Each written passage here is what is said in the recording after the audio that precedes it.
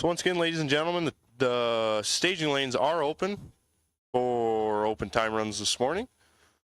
And yeah, that's pretty much it. So we're going to run open time runs, like I said, till a little around noon, take a break. And we'll go rocking and rolling this evening's festivities. If you're waiting for a call to the lanes, you're going to be waiting for a while, as it is just open time runs for everybody today. License passes, we ask that you use lane 6. And juniors, obviously, use lane 1. And once we get a couple of you up here, we'll take a break and we'll run the juniors. So, rocking and rolling all morning, having a little bit of fun here at Tri-State Raceway.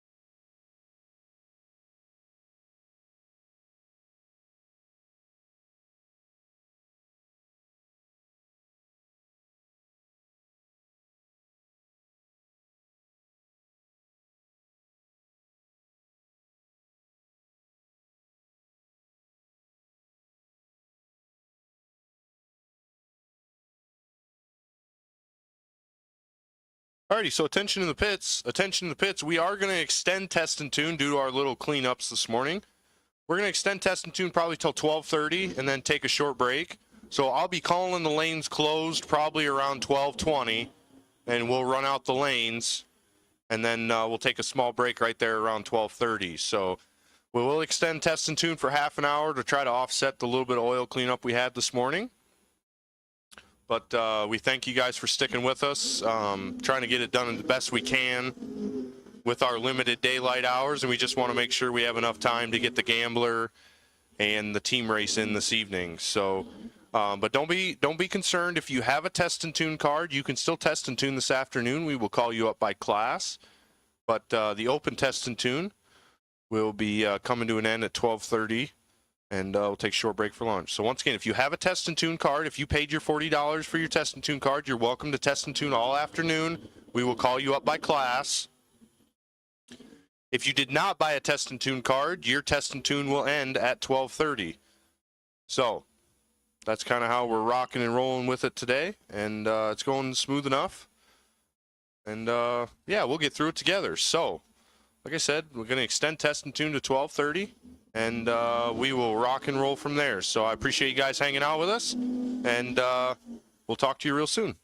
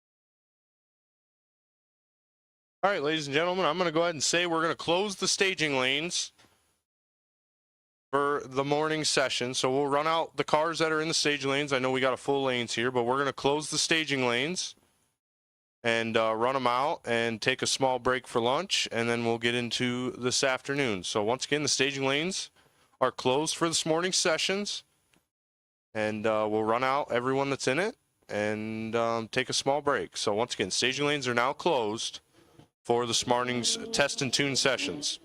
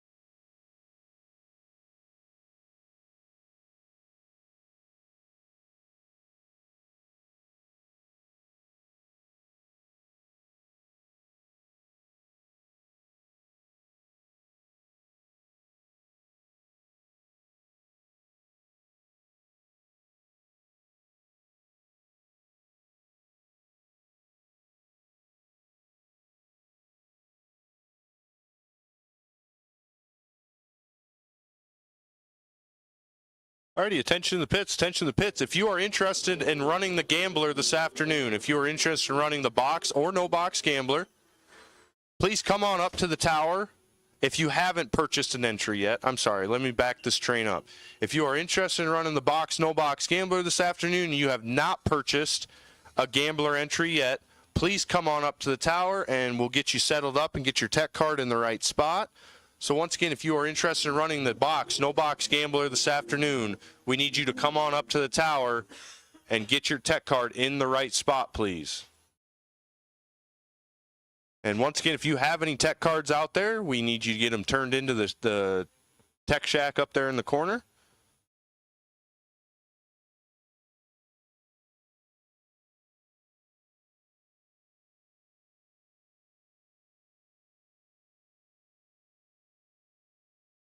So once again, staging lanes are now closed for the morning session of time trials. If you bought a test and tune ticket, don't worry, we'll get back to you testing and tuning this afternoon. If you bought a test and tune ticket, we'll get back to you this afternoon for time trials. But for now, the staging lanes are closed.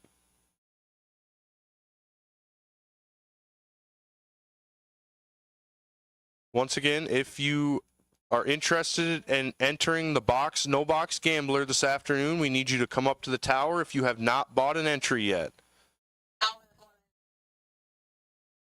So once again, if you want to enter the box, no box Gambler this afternoon, and you have not bought an entry yet, we need you to come up to the tower so we can get your tech card in the right spot, please.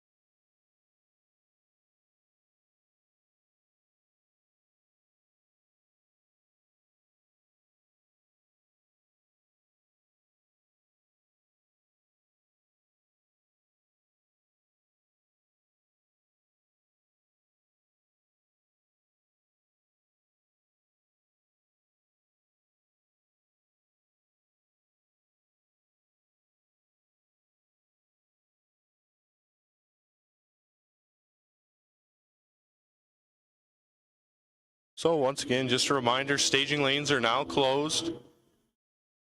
We're going to run them out and take a short break. 117.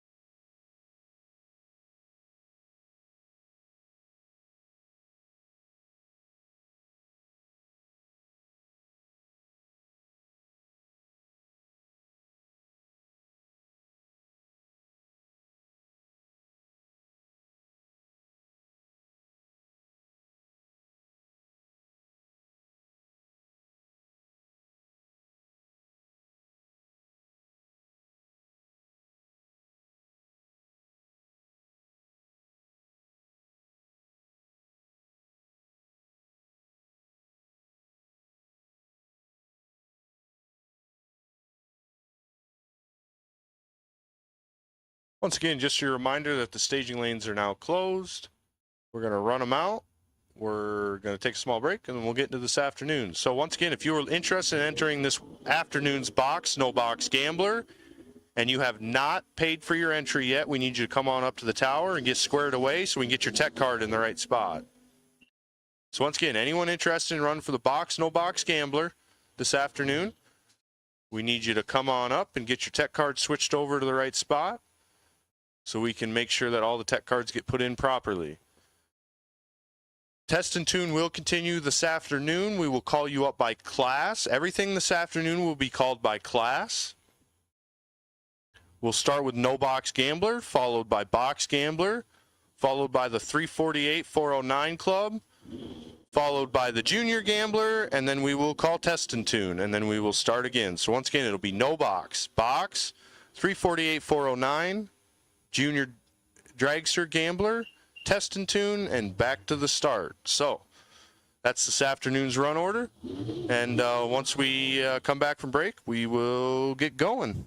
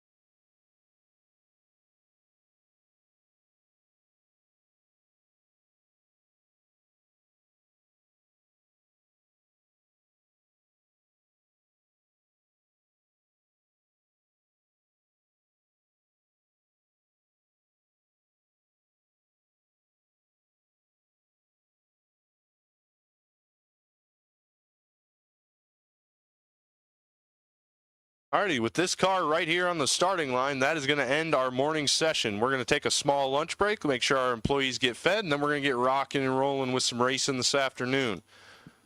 So once again, if you want to enter the Gambler this afternoon and you have not entered it yet, please bring yourself and your required funds up to the tower, and we'll get your tech card put in the right spot. We want to make sure we get all the tech card entered properly so I can get some proper announcing done this afternoon instead of trying to guess at people's names. So once again, if you're interested in the Gambler this afternoon, please come up to the tower and get things settled.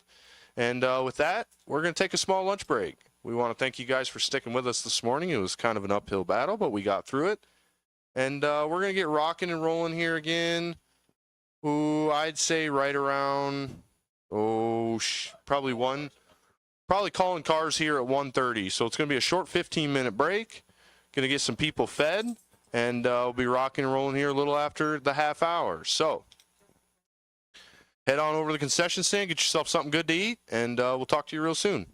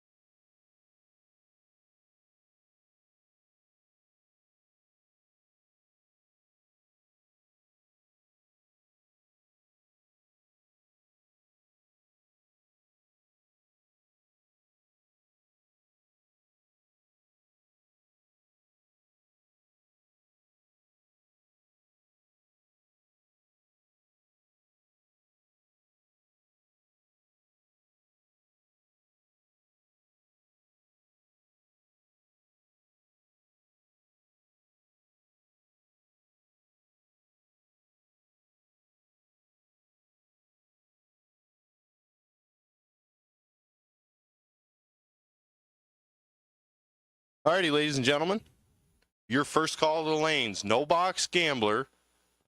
No box gambler. Lanes 4 and 5, please. No box gambler. Lanes 4 and 5, please. We are running side by side. There'll be no chipping.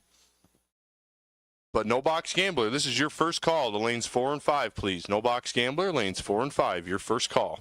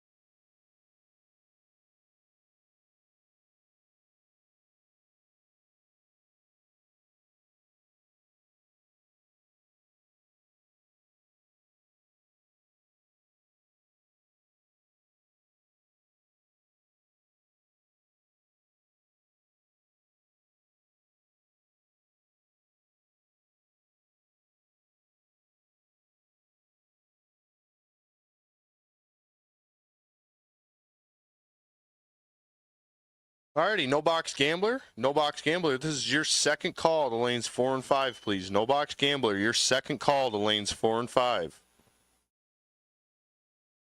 We're going to get to rocking and rolling here in just a few minutes. So no box gambler. No box gambler. This is your second call to lanes 4 and 5, please. No box gambler. Lanes 4 and 5.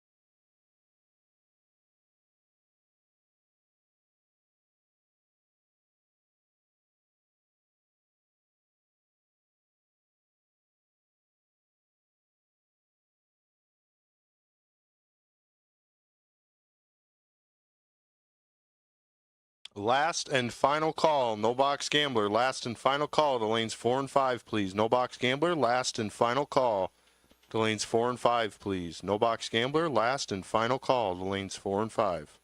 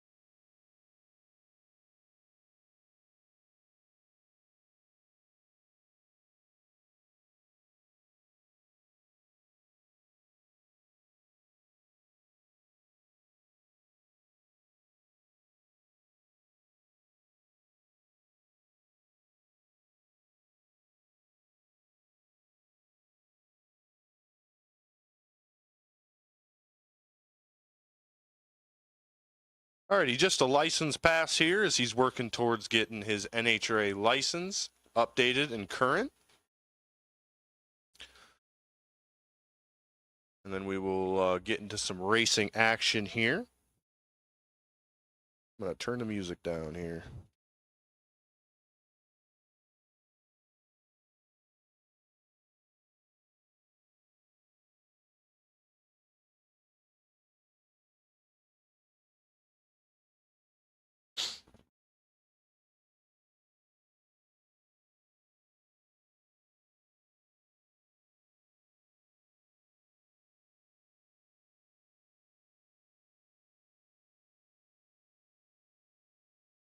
About at 741, 178.9 mile an hour. And with that, ladies and gentlemen, if you would please stand as you are able and face our nation's colors for the playing of our national anthem.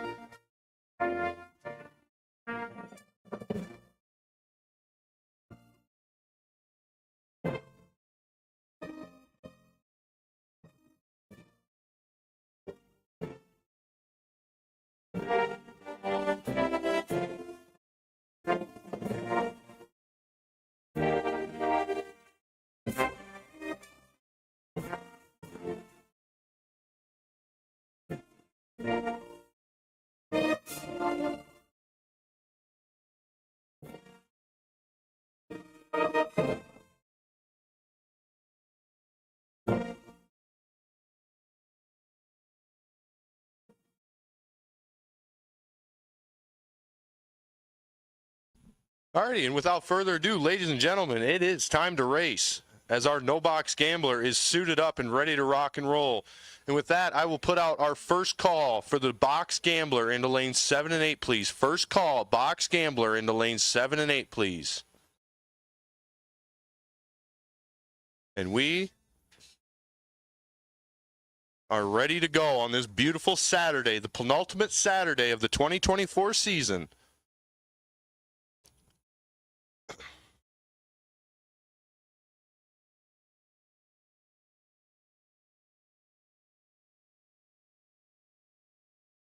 Rick Coleman, left lane, Shellsburg, Iowa, in the 84 Trans Am, taking on Kevin Hack. 1022 the dial from Cross Plains, Wisconsin. If you are new to bracket racing or just aren't quite sure what's going on, you're going to see two cars leave at two different times. It's called handicap racing. So Rick Coleman in the left lane there is going to get a 2-second head start. And Kevin Hack's going to go down there and see if he can get around him and beat him. The numbers up there on the board are their dials or the predicted ETs. They want to get as close to him without going under. If you go under, it's a breakout, and you automatically hand the win over to your opponent. How about it? Identical pair reaction times up front. No advantage either way. And down at the other end,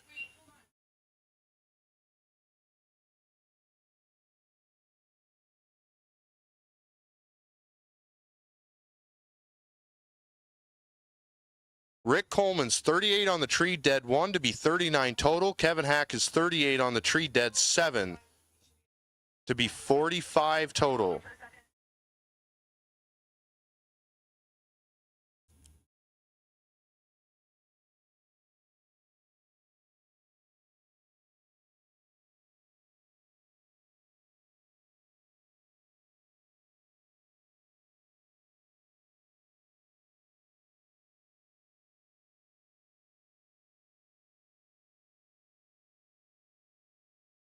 All right, here we go. Valerie Chitty, left lane in the 2010 Camaro from Grimes, Iowa, taking on Brandon Martinson.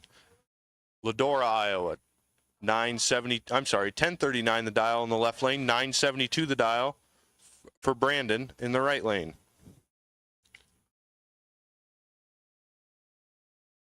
Couple pair of Camaros making their way down the track. And Brandon's going to turn it red and hand the win over to Val. As Valerie is 74 on the tree. And down to the other end, she goes 1 under on the breakout, taking the win. Brandon Martinson, 100 red, goes well above the dial. So Box Gambler, this is your second call to lanes 7 and 8, please. Box Gambler, your second call to lanes 7 and 8. Frank Rechterman, left lane, 964 the dial from Cave Creek, Arizona in the 86 Mustang. Taking on the 71 Vega of Terry Heller. 1099 the dial for Terry. So Terry's going to get out there first. Frank's going to see if he can get around him.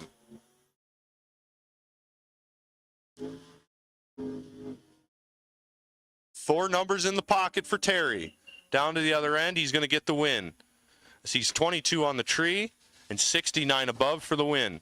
As Frank is 62 on the tree and just can't get there, as Terry makes light work of him, and Terry moves on to the next round. Jaron Christensen, left lane on the Busa.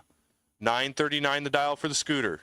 Taking on Brad Maxwell from Davenport, Iowa in the 80 Malibu. 1060 the dial for Brad. Brad driving his son's car today as they did the old switcheroo. Nice pair of reaction times for both this gentleman. Small advantage of the left lane. Can he turn on the wind light down on the other end? And he does. He's 13, 38 above.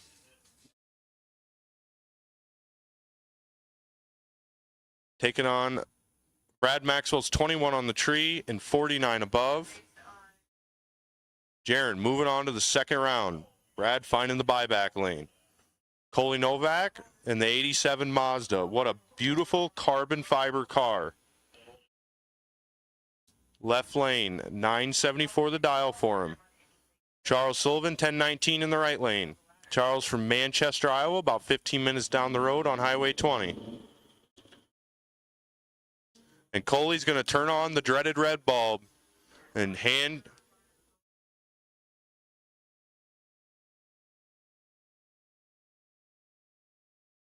Charles the win. 33 on the tree for Charles. 61 above for the win.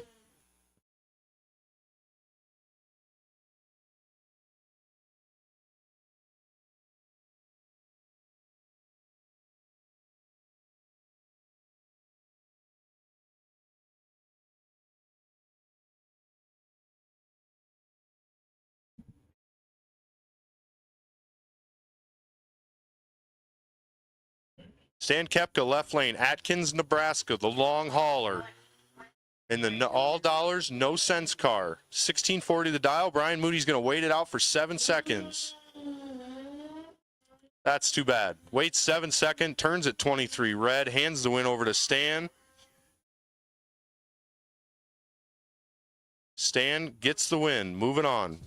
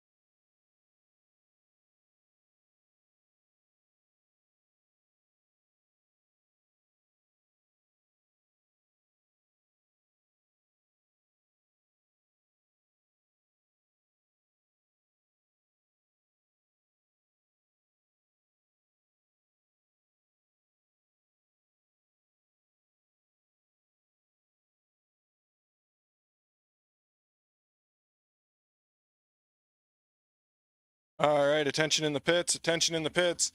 348, 409. You guys, your gambler is up after box, so this is your call to the staging lanes.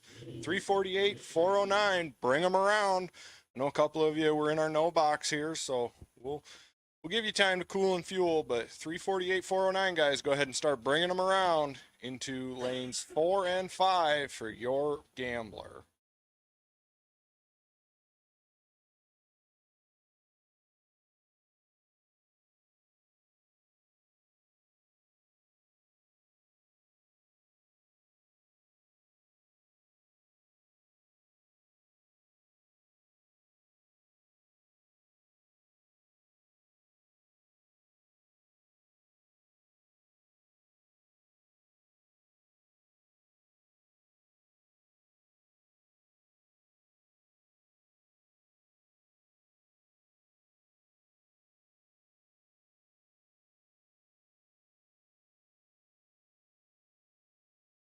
All right, first pair out there for our box gambler was Mike Melcha in the left lane and Michael Freeman in the right. Mike Melcha taking home the win.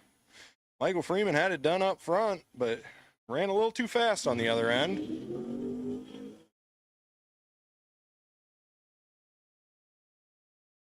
It'll bring up our next pair of Don Paisley over there in the quick performance left lane and Evan McGann in the right way trailers right lane. Don dialed in at an 862 and Evan dialed in over here at an 864. Going to be virtually heads up.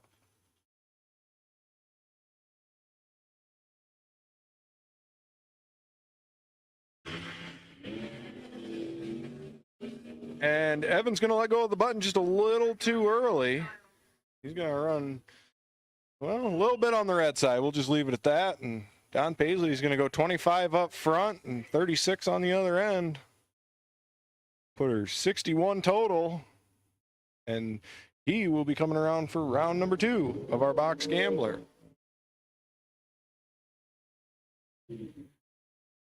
Next, I'll bring in Scott Rudo. Scott making the trip all the way over from Omaha to race with us today. Going up against Randy Temperley from East Dubuque. Scott running that 84 S10 that if you follow much of the NHRA racing, you'll know him in his Super Street. He'll hang the front wheels out there until she comes down on the stop. Randy's over here in his 70 Camaro. They're both staged. Scott's going to go 18 up front, and Randy's going to click at 8 red. Fortunately, that's going to knock him out of that one. So Scott picking up the win there. 18 up front, 51 above. Quite a few good passes so far today. Pretty tight packages. Making for some good racing. 348, 409 club. Again, now is your call. Bring them around 5 and 6. 348, 409 into 5 and 6 for your gambler. You will be paired side by side for the first round, and then starting second round, we will go into a ladder for you guys. So right now, just bring them around and put them in the lanes. Lanes 4 and 5. Dalton Wall going up against David Primrose. Dalton had the advantage up front, and he carried it down the other end. 16 up front, 31 above, goes 47 total. Dave was 21 up front, wasn't too far behind him, but went down to the other end and just couldn't quite get there.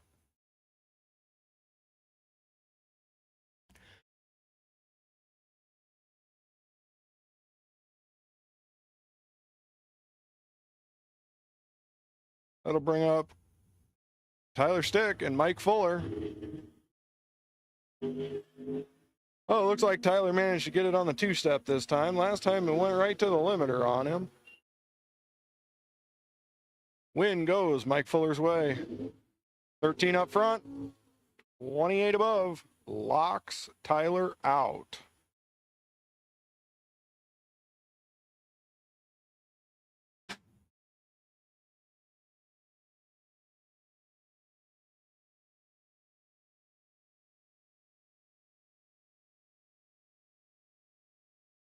We'll bring up Jacob Miller versus Kevin Hack.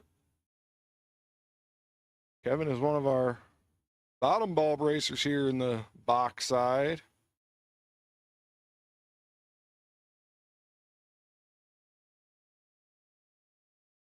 They're both staged. Clean and green, no real advantage up front. The other end says win light, Kevin Hack. Had the advantage up front, went down to the other end, took the win by 0.07 of a second.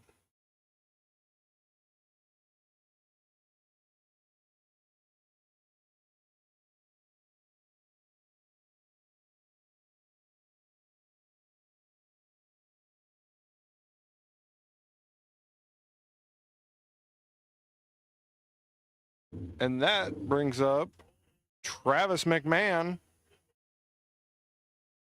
on his Kawasaki over there in the left lane, going up against Al Grimm.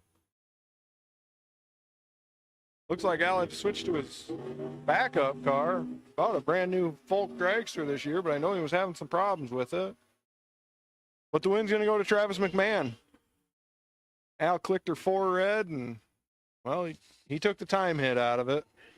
No sense lifting down there. 348, 409. This is your third call. Third call. We need you guys in the lanes.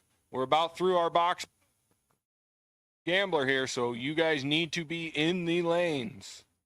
348, 409. Third call. You're going to have one more call, and we're going to move on without you. So bring them around.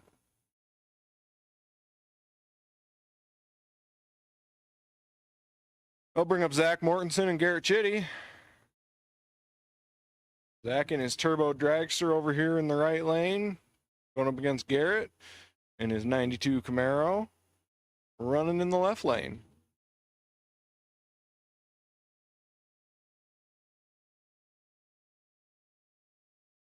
Everybody's away clean and green, but there's an advantage up front going Garrett's way. Can he hold on to it?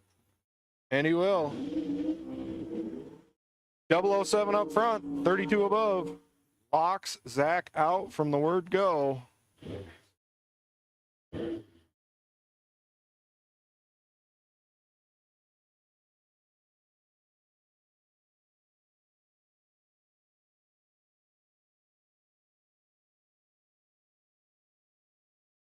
I'll bring up Ron Waylene, and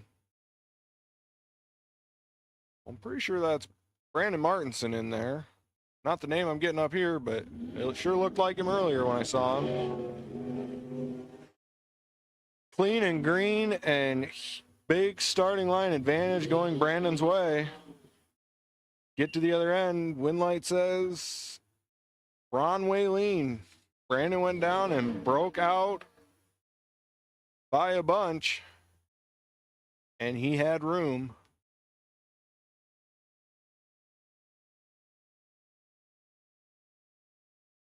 I'll bring up our last pair of box gambler.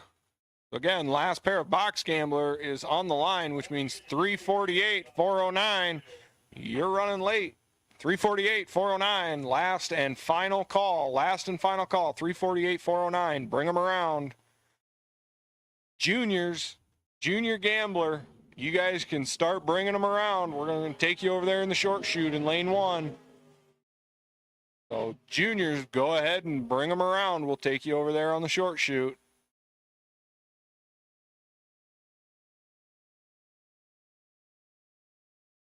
Valerie is going to take the win on that pass there. Mark Rosenbaum just clicked her a little red.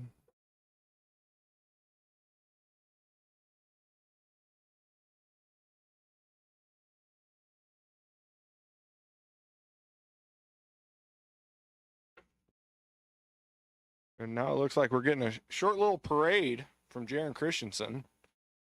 This is the quick little parade you get to give when you lose things. Oh, we got a kickstand down. We're picking up parts. Did he find what he needed?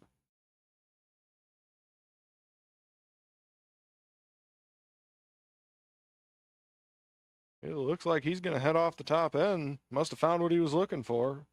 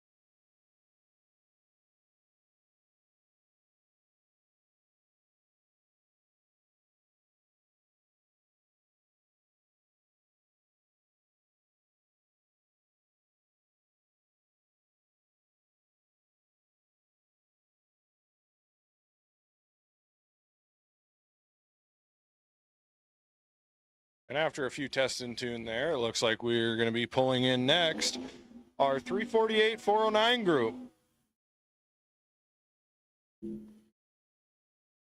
So this group, pretty self-explanatory, is composed of racers running the old 348-409 Chevy engines.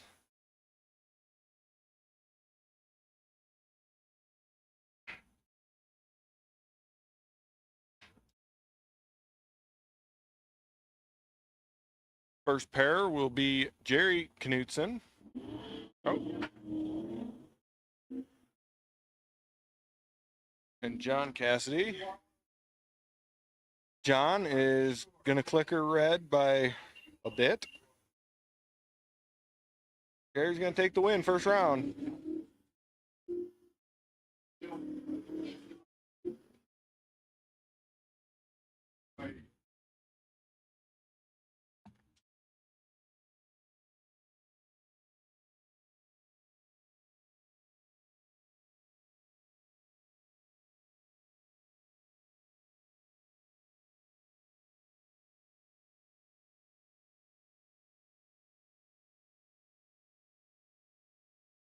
Next up's going to bring Dick McKenzie versus Ralph Dean.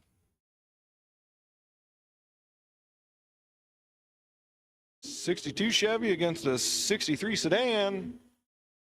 Bouncing down the right lane. And the win light's going to go to Ralph in the right lane. Both red. Ralph was just less red.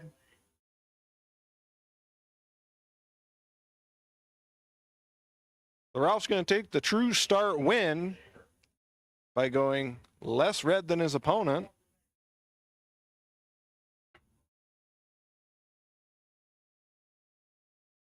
Once again, juniors. Juniors, it looks like we got a lot of you up there.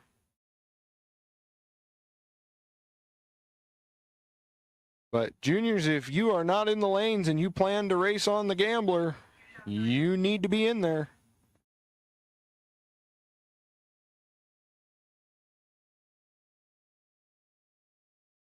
We got Lucas up there counting, so might take us a minute to find out if we got all 9 of you.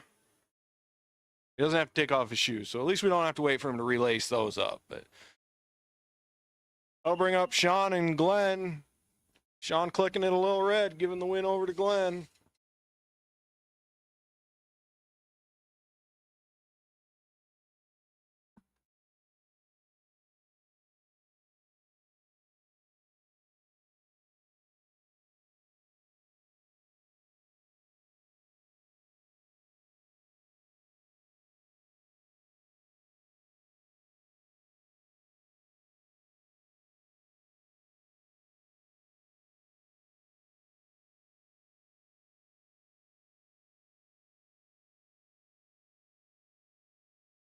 Pair of Impalas there on the line, rolling into stage. That's Paul out of Sergeant Bluff over there in the left lane, and Bob out of Hobart, Indiana, coming all the way over to race with us. We're clean and green. Left lane a little more green than the right. Bob's got the advantage up front. Can he hold on to it? He's going to get down to the other end. He's going to break out, but he's going to break out less than what Paul did. So win still goes to Bob.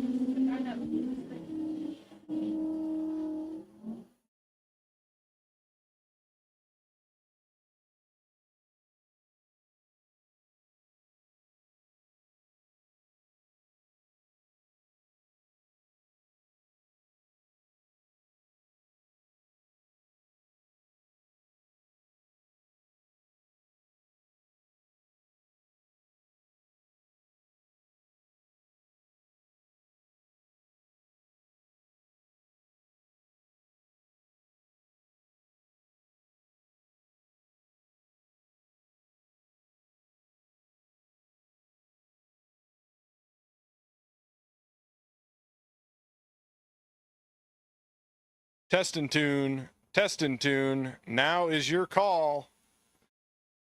We are coming into lanes 3 and Well, 2 and 3, sorry. 2 and 3. Test and tune lanes 2 and 3. Go ahead and bring them on around.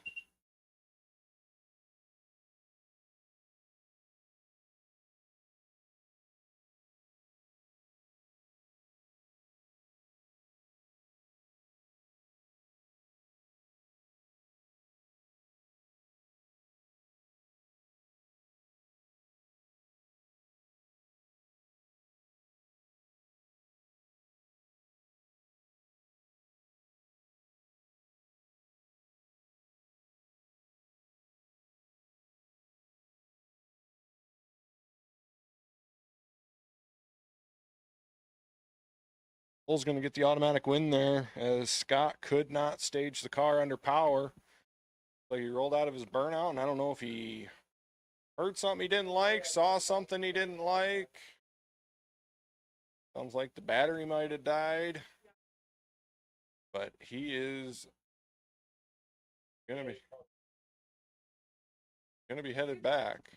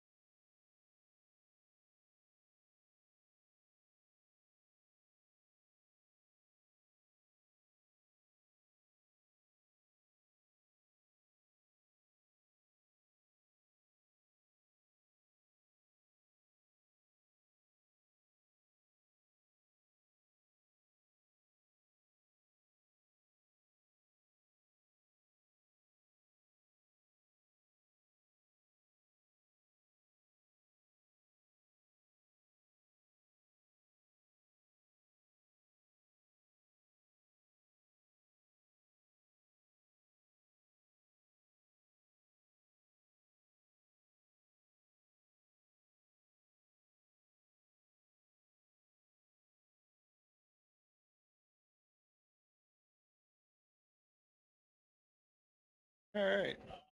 We got that one pushed out of the way. Now we got Brian and Dean down here. Brian is all the way over from Norwalk, Ohio.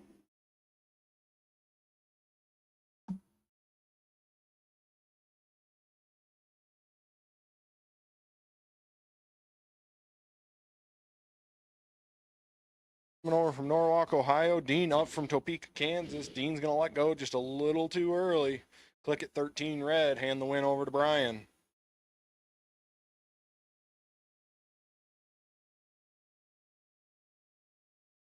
Looks like the guys are swatting a few rocks out of the way. Any and all drivers, if you guys are not parked on the pavement, we would really appreciate it when you come around to the staging lanes.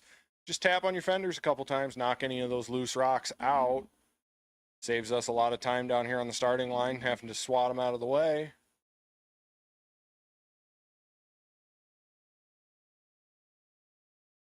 I'll bring up our next pair, and I believe that's Dave Coots over there in the left lane. And Dave's going to be going up against, well, David Mills over here in the right lane. Coots has his 64 Impala, the Crusher. Going against David Mills' 65 Chevy 2. Mills, let's go. 16 too early. Gonna clicker red, hand the win over to Coots.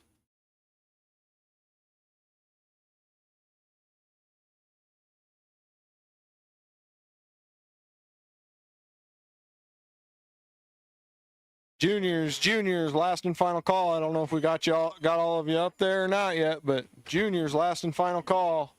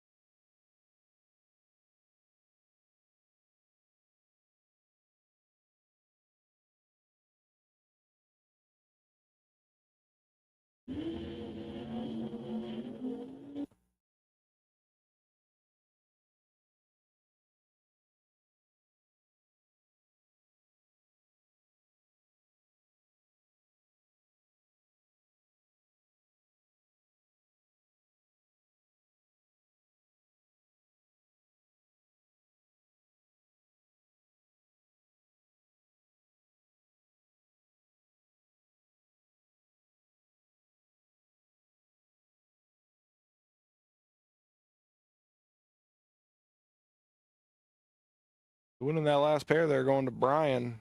Pretty close up front, but Barry got down to the other end and just ran her a little too fast.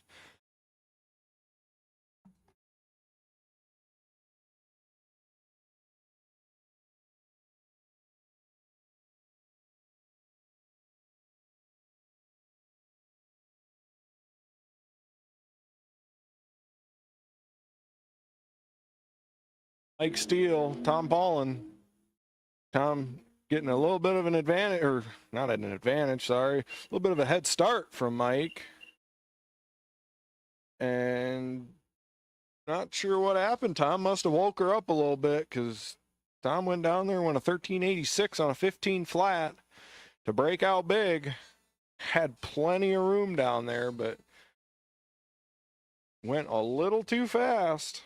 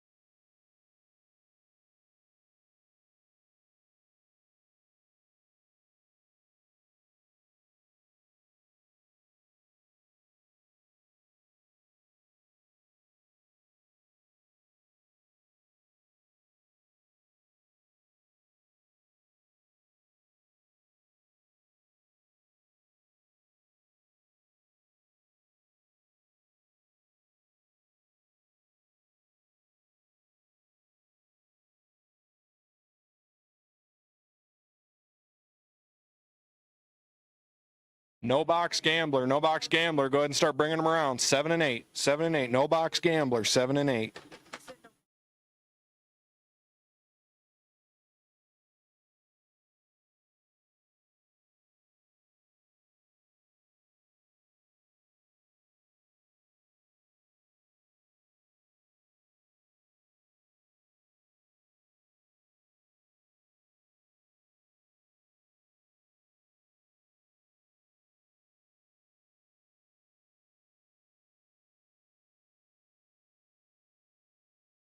With that, we got our junior gambler here. Jackson Melcher went down there in the left lane, taking the win. How about that? 24 up front, dead on with a 0. 24 pack. Locked Melanie out, putting together a very tight package. The win goes to Jackson. We'll bring up Jackson's sister, Mackenzie, over there in the left lane against JC Thompson.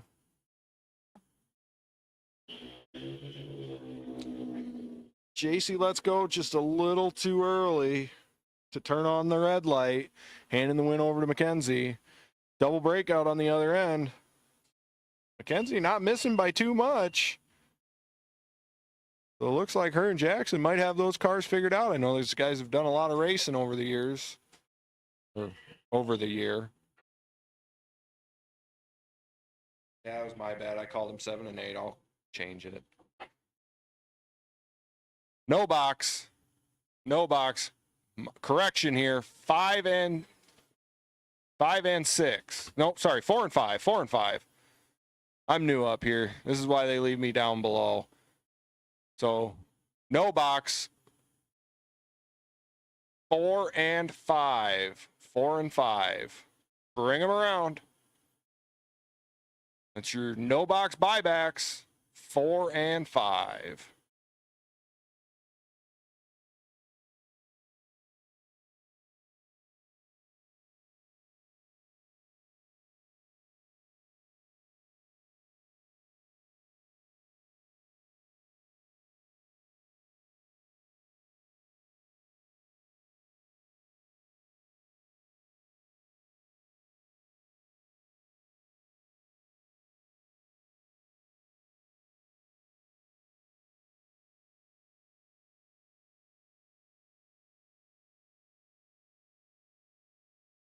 Kaylee Castle and Corey Miller.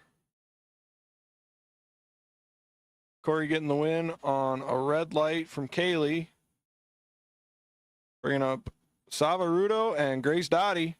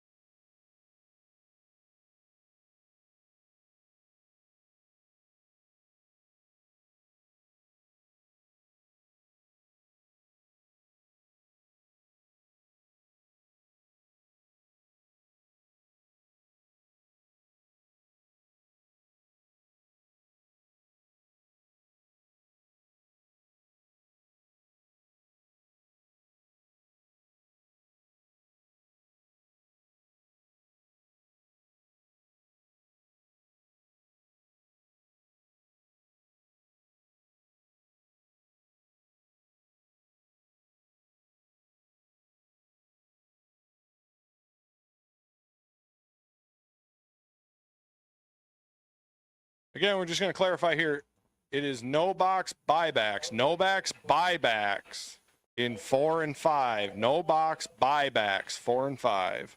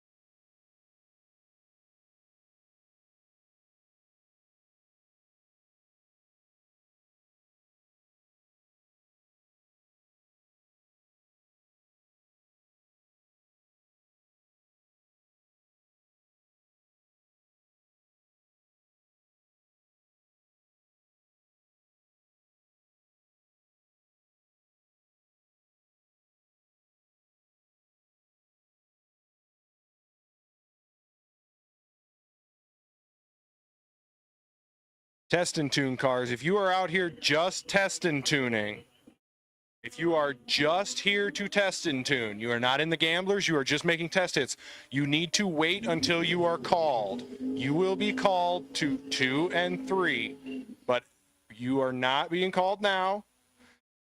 We are running our gamblers. So if you are here to test and tune, you need to wait until you hear your call. Again, this is not a call for test and tune. We are still running our gamblers. So you need to sit tight and we will call you in rotation.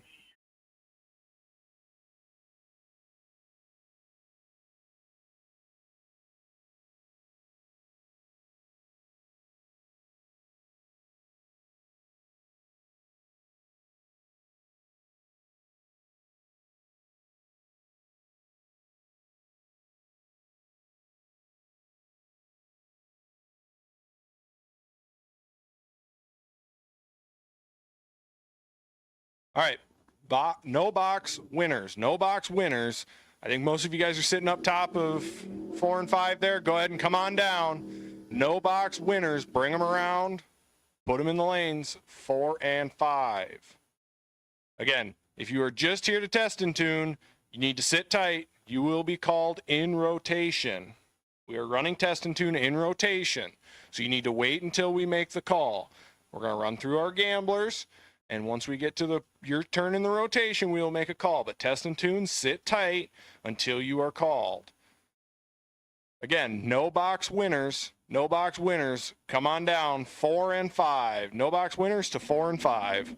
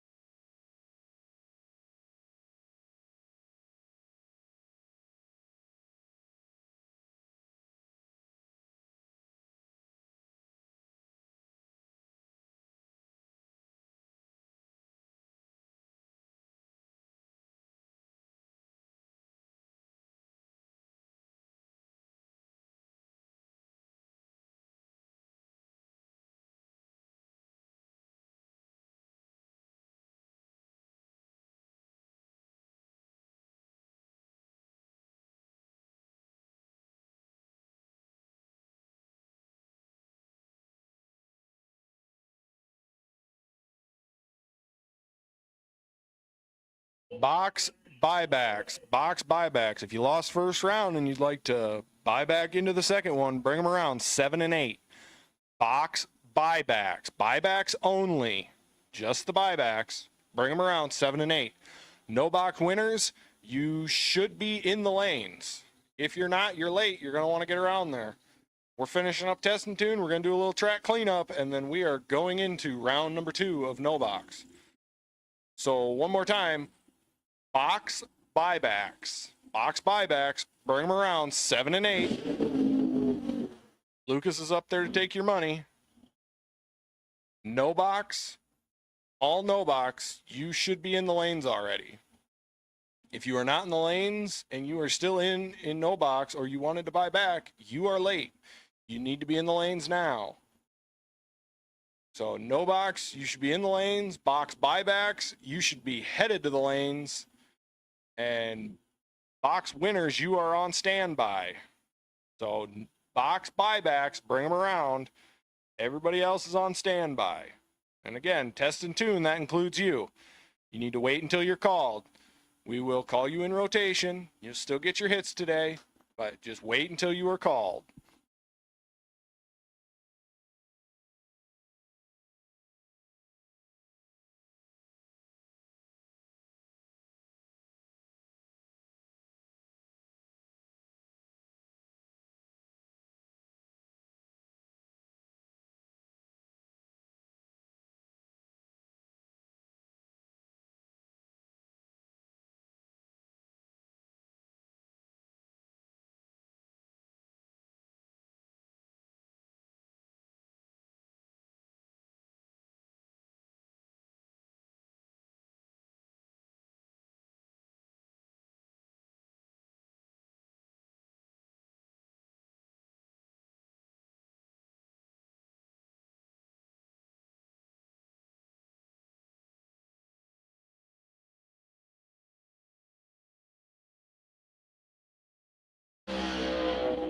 All right, as we're finishing up our last pair of testing tune here, and then we're going to be going to a quick track cleanup before we get into round number 2 of the Gamblers.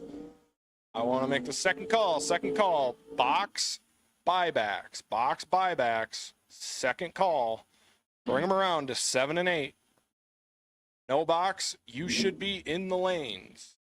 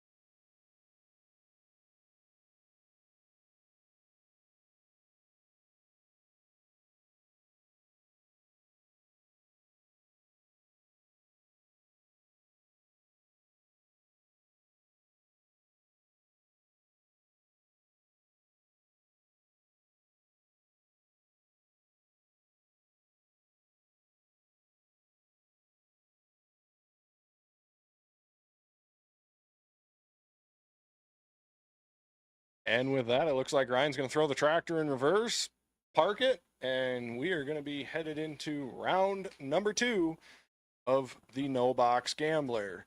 That means if you are still in the No Box Gambler, you better be in the lanes because we're going to be rolling them out here shortly. And box buybacks, if you are planning on buying back into the Box Gambler, you need to be in the lanes as well. This is your last and final call. Last and final call, box buybacks. Bring them around.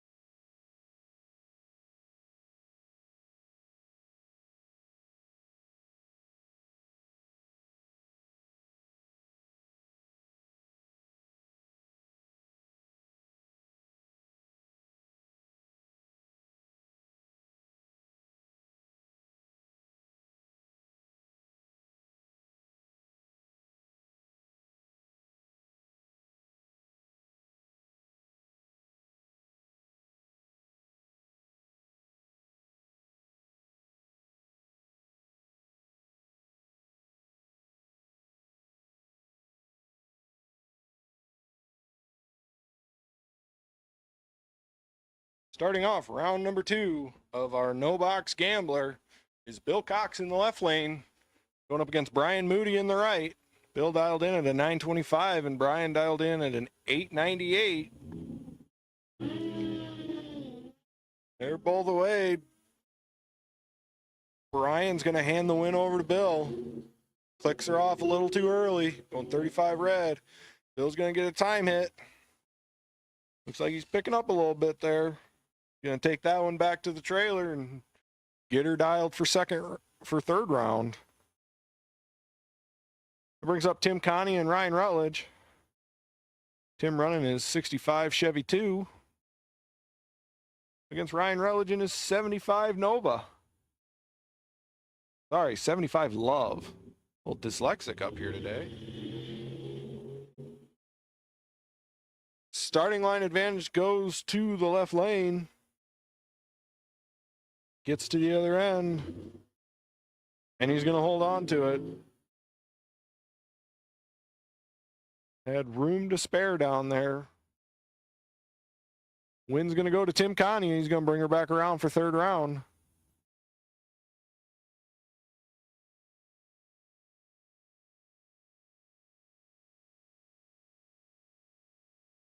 We got Justin Vargason over here in the right lane. Actually, I believe that's Christian Vargason in the right lane. Staged against Kevin Hack in the left.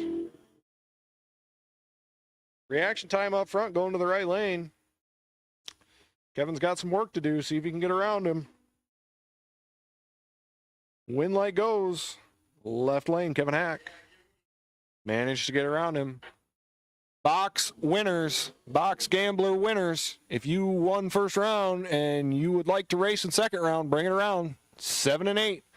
Box winners, 7 and 8.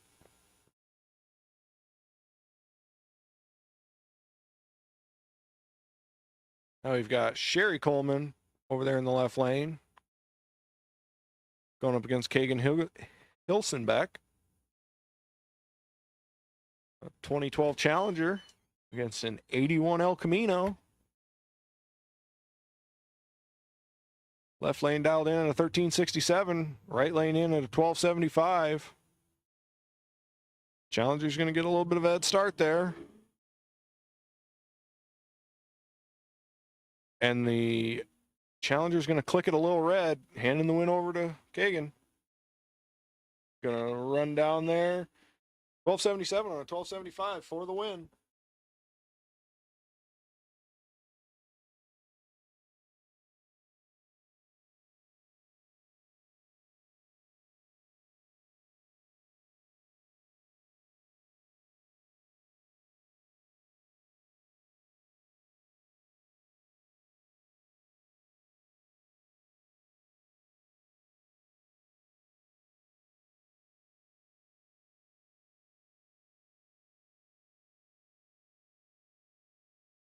Next up, we got Frank Rechterman in the left lane against Carolyn Coleman in the right. Frank's going to have to sit there for 4.5 seconds,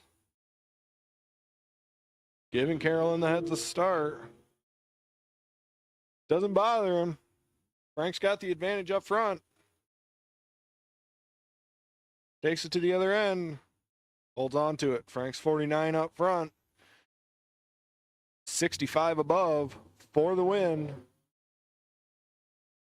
I won't get into Carolyn's light, but I will tell you, Frank locked her out from the word go with his 49 up front and 64 above.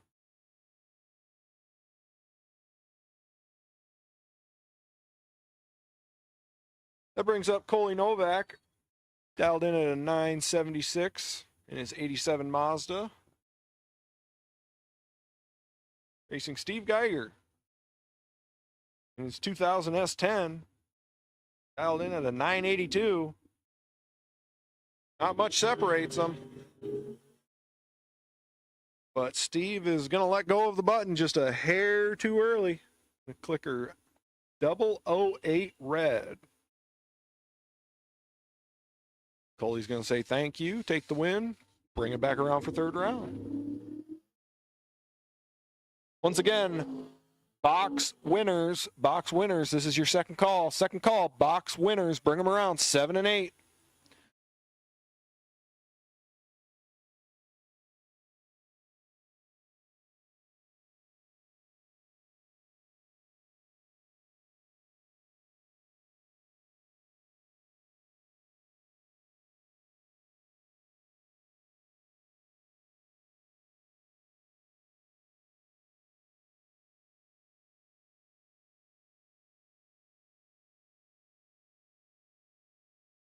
Now we got Michelle Stepanek from Vinton, dialed in at a 1345, up against Mike Wymore out of Oskaloosa, Iowa. Mike's got that 80 Arrow. Silver and purple streak, dialed in at a 925.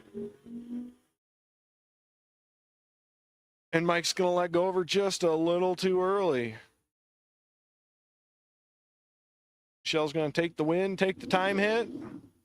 Get a little data to bring it around for third round.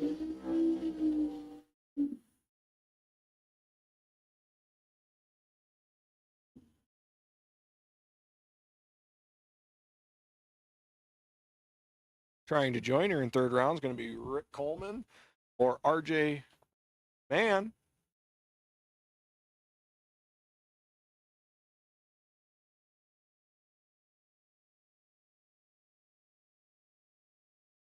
We got them staged.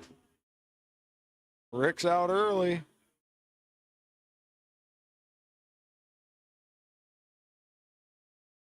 RJ is got some time to make up. RJ's going to go down there dead 6, but no good. Missed the tree up front. Rick Coleman going 48 up front, 46 above to lock RJ out. RJ putting together really close to the dial, dead 6, but just couldn't quite get it done up front. Win goes to Rick Coleman. That brings up Stan Koepka, against Valerie Chitty. Not much separates them up front. They're going to take this one to the other end. Stan had about 6 seconds head start, and he's going to hold on to it. Valerie's going to break out, trying to get there. Well, like I said, there wasn't much that separated them up front, but it was just enough for Stan to edge out Valerie. But Valerie's not done. She's still got an entry in our box side, so she's going to be cooling and fueling and bringing that Camaro back around for the box side.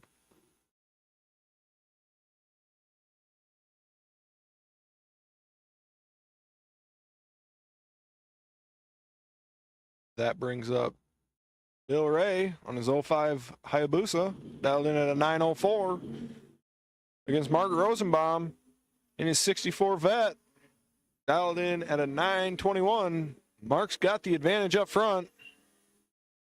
And he's going to take the advantage right out the other side. 002 up front, 73 above. And he's going to hold on to the win. And he will be bringing her back around for round number 3. So once again, this is our third call for box winners. All box gambler entries, you should be in the lanes. I know we got a few of you doubled up, so we're going to wait a little bit for you. We're going to keep them cool. We're going to let you cool them and fuel them. We'll give you a little time. But once again, all box gambler entries, you should be in the lane, 7 and 8. Darren Christian's going to take the red light victory over Dave Klein.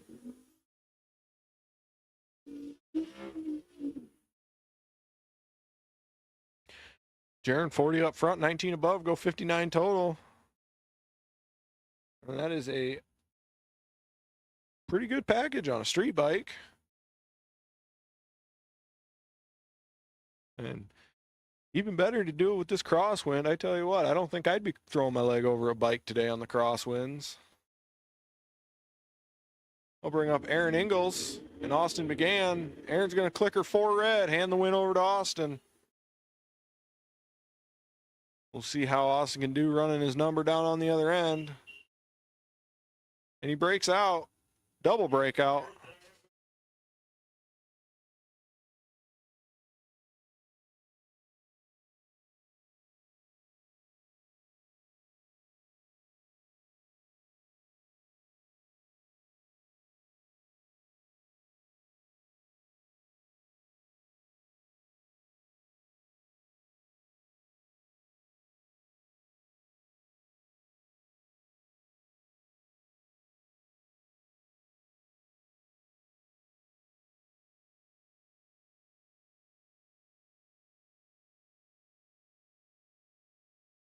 All right, attention in the pits, attention in the pits.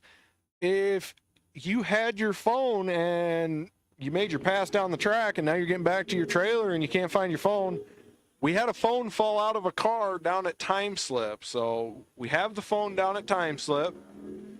If you are missing it and would like to go down and claim it, you can go see Brianna in the Time Shack building and she will get it back to you. But again, we had a phone fall out of a vehicle down by Time Slip. So if you are missing your cell phone, it is down in the Time Shack building.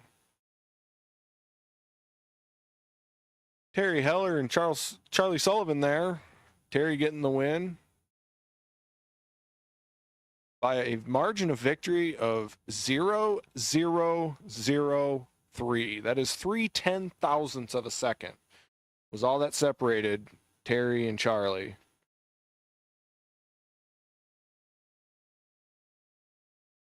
I'll bring up what I believe is our last pair of the no box gambler is Bruce Cox against Ryan Sefford. Bruce Cox has some ground to make up. Reaction time advantage was Ryan's, and Ryan will carry it into a win. So Ryan will be joining us for round number 3 of the No Box Gambler. With that, box gambler, we are rolling you down past the blue line. So this is your last and final call, box gambler. We know a few of you are still cooling and fueling.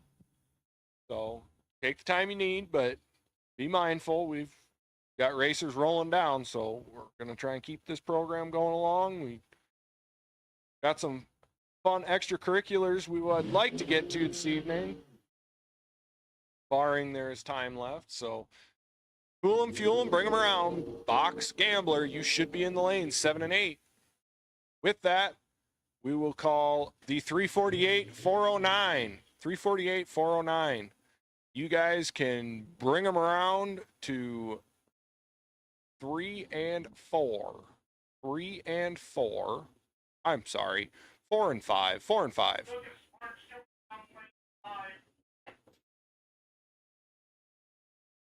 $348, 409, 348, 409. Bring them around to 4 and 5.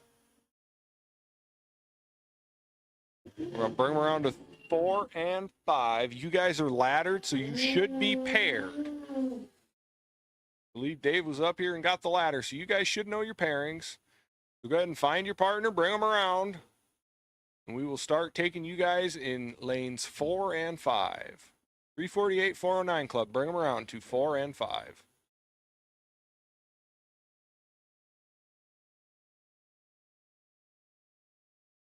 First pair of our round number 2 box gambler. Win going to Tyler Stick. Tyler had an advantage up front and managed to hold on to it all the way down to the other end, taking the win by 9 thousandths of a second. That brings up Al Grimm and Dave Primrose. This is a preview to a race that's going to be coming in a little bit. They'll be in the team race against each other.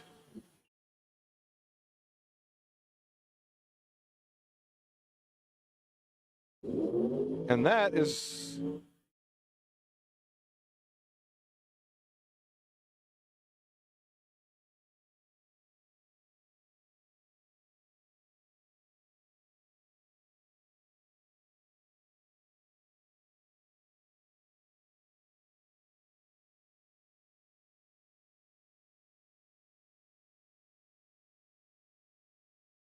so the win going to Al Graham. Well, hopefully that duplicates later in the team race, because I got Al on my team and Dave's on Ryan and Lucas, so we'll see how that one rematches after bit. Can bring up Brandon Martinson against Evan Began. Win's going to go Brandon's way. Brandon was 009 up front, 26 above for the win. Evan just couldn't quite get her done.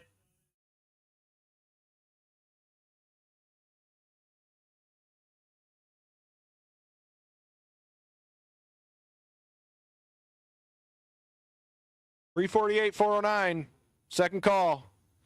We are running down our box gambler, and when the lanes are empty, we're going to be looking for you.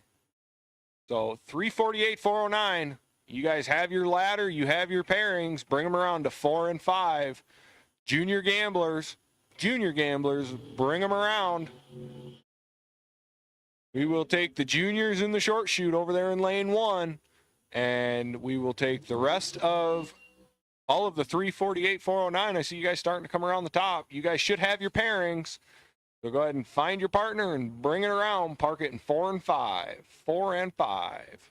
Junior gamblers to lane 1. That was Jacob Miller against Zach Mortensen. Jacob taking the win. Zach's car slowing off a little bit. Jacob got the win by just 4 thousandths of a second. That brings Mark Rosenbaum and Randy Temperley to the line. Randy's pre-staged, Mark's pre-staged. We're going to bounce in and light those stage bulbs. Everybody stage, here comes the tree.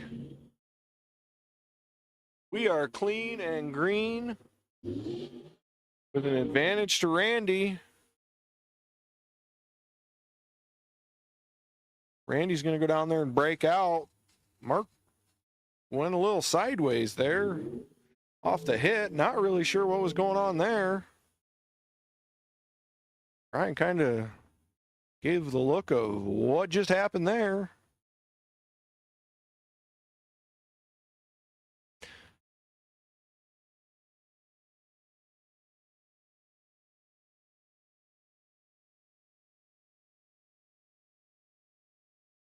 So Mark getting the win on that last lap because of Randy's breakout, but not really sure what was going on there, that the car moved around a little bit. That's going to bring up Garrett Chitty and Mike Fuller.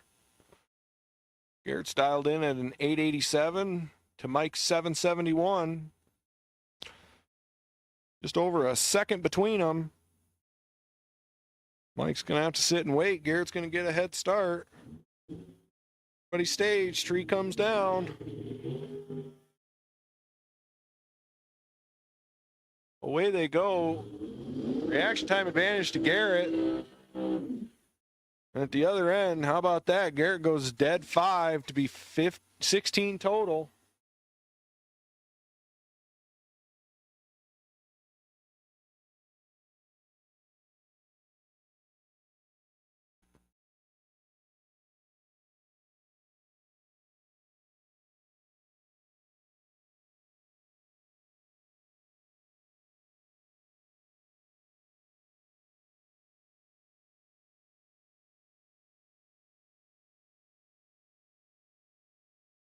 Looks like Ryan was doing a little double checking on Don's car there. Must have a little fuel coming out of it. Don dialed in against Ron Wayleen. Don's at an 865.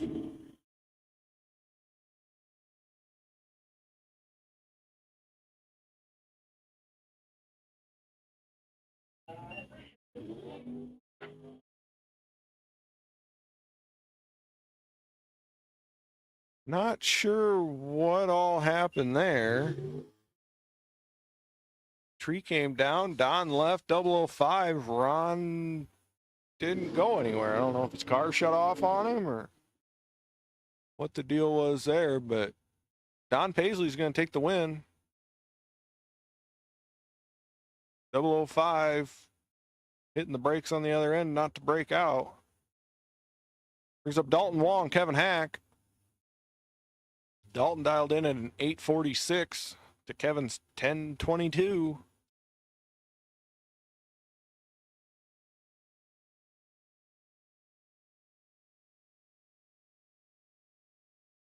$348, $409, $348, $409. This is your third call. 4 and 5. Bring them around, guys. You got your pairings. You know who you're racing. Bring them around. We want to keep the show moving. We got some fun stuff planned for this evening if we can get to it. But we got to make sure there's time.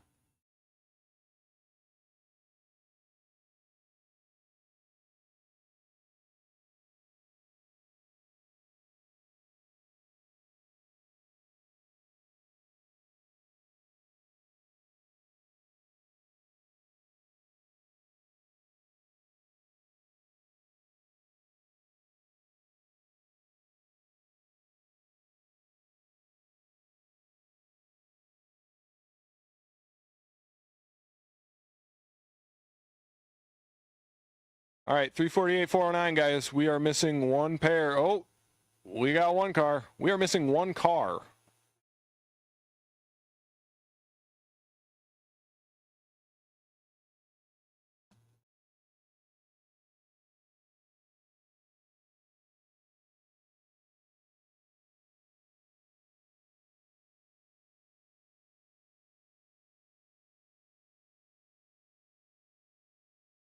We're just missing one car.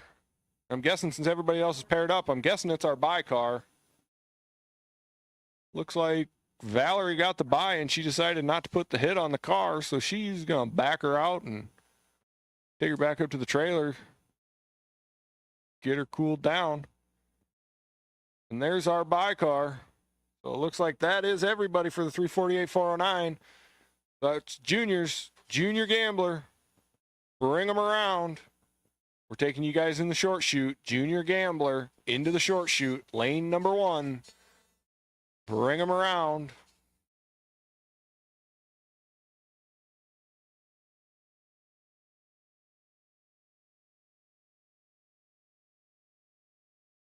And with that, we are going to now put out the call for Test and Tune. Test and Tune cars. If you bought your Test and Tune ticket, and you are waiting to make hits, now is your call. You're going to bring them around to lanes 2 and 3. If you want to be in the left lane, you want to come down lane 2. If you want to be in the right lane, you want to come down lane 3. But Test and Tune. If you bought your Test and Tune, go ahead and bring it around to 2 and 3.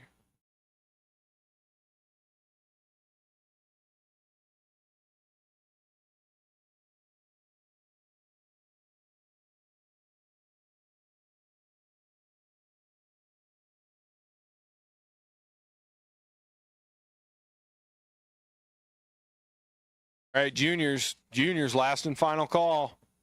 We're waiting on you.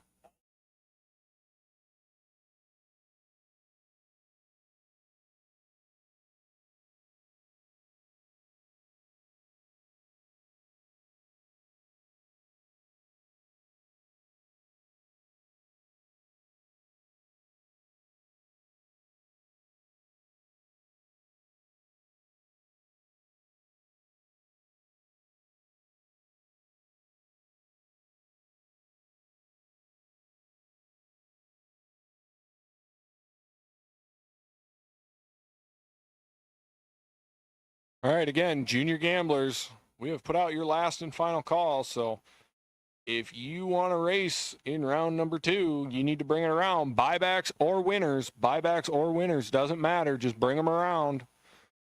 We're looking for the junior gamblers into the short shoot, lane number 1.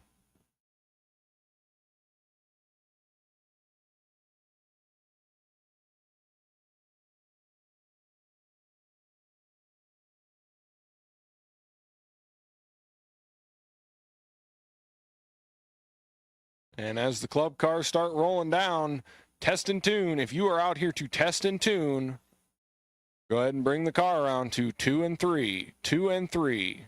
Bring the car up to 2 and 3 if you are out here for test and tune.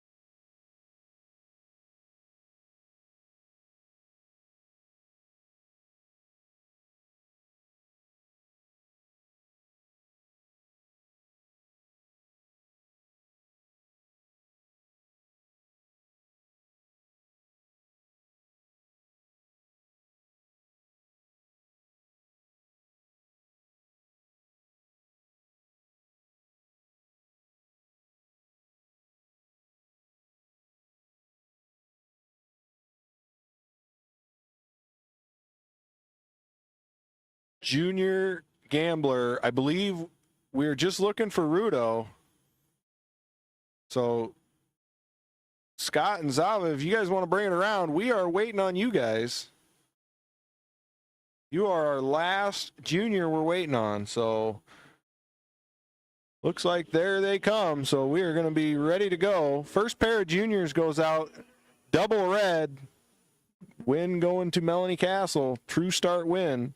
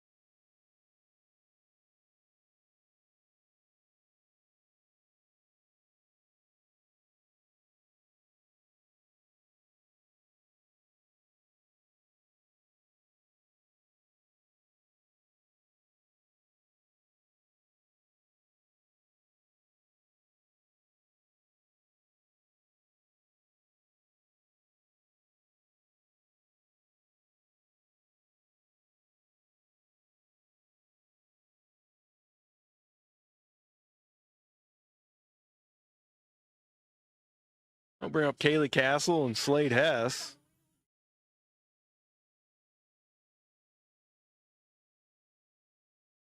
Halloween. Away goes Kaylee. Slade is in chase. Reaction time advantage Slade's way.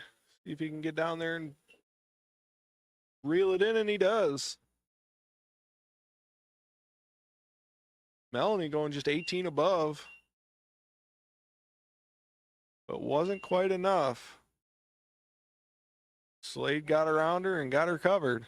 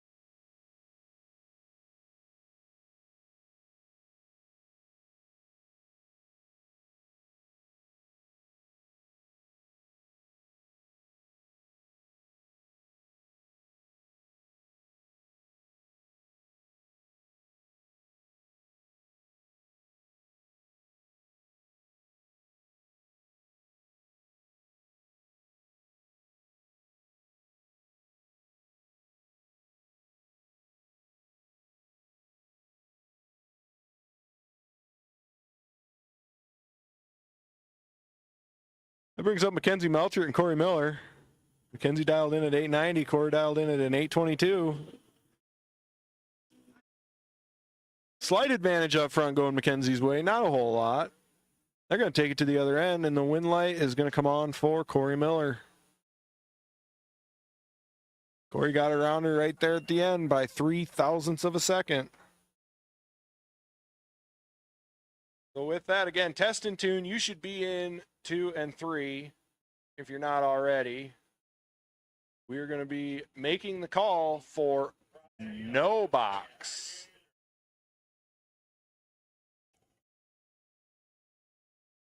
So no box. If you are still in no box, round number 3, bring them around into lanes 4 and 5. There we go. We got the lanes right this time. Lanes 4 and 5, no box. No box winners, bring them around. Lanes 4 and 5. Looks like Bennett Meyer down here. He's going to take the Byron. Going to see what the car will do. 17 up front. 24 above. Got one more pair of juniors, and they are getting fired up there by the cone. And then we will be running into test and tune. So again, test and tune. If you are out here just for the test and tune, you guys should be in 2 and 3. And no box gambler, bring them around to 4 and 5. 4 and 5.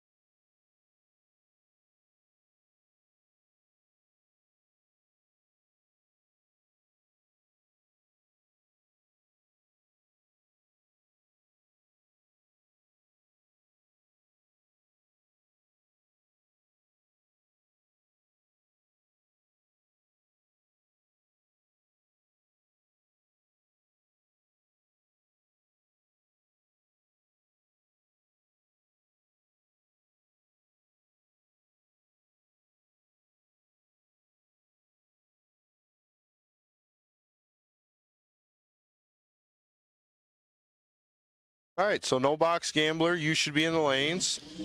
No box gambler, you should be in the staging lanes.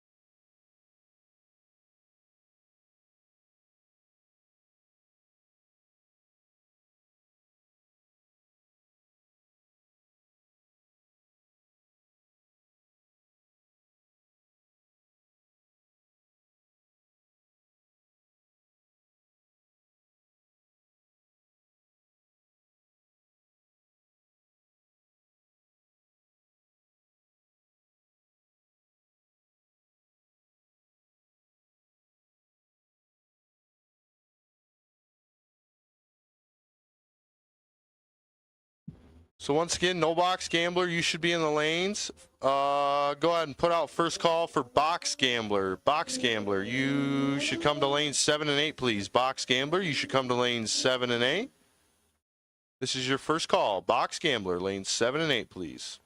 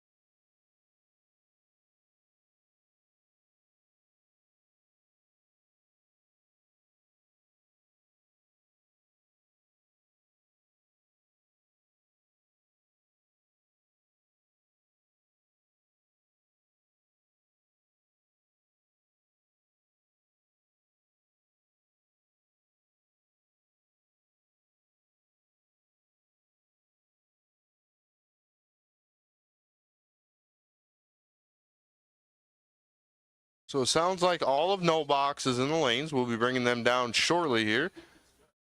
So box gambler, we will take you to lanes 7 and 8, please. This is your second call. Box gambler, this is your second call. We will take you to lanes 7 and 8, please. Box gambler, lanes 7 and 8.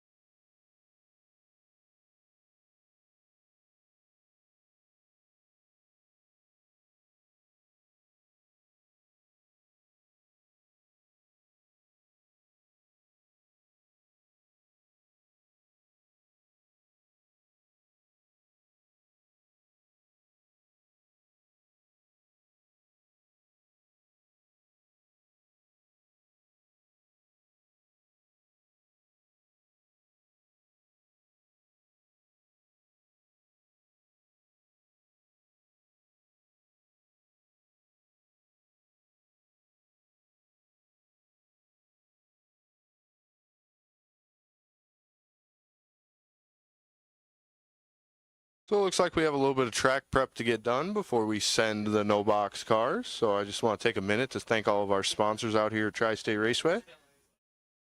All those signs you see on the tower and the rock wall and the track walls, all the way even out to the gate, all those are companies and individuals that come together and help us out, help us keep racing alive here out in the middle of the fields. And some people that aren't even recognized by a sign. Some people just give up some money and don't need a sign, don't want the recognition, just want to help out. And to them, we say an extra special thank you. So thank you to everyone, every company, every individual, every business that helps us out and helps keep payouts going, helps track improvements. It wouldn't be possible without them, and we can't thank them enough. want to thank everyone who came out and hung out with us today on this beautiful Saturday. A little breezy, but not too much to complain about there. The wind always blows out here, it seems. Want to thank Wade for getting the beans out yesterday and not doing them today, because that would have made for an interesting afternoon.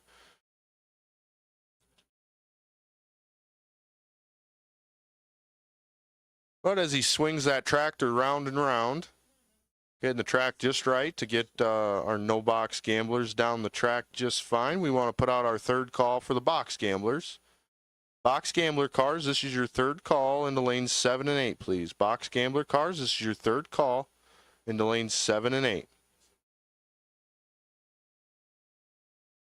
Just a reminder, at the conclusion of our gambler tonight, we do have our second annual team race, which is bound to be a good time.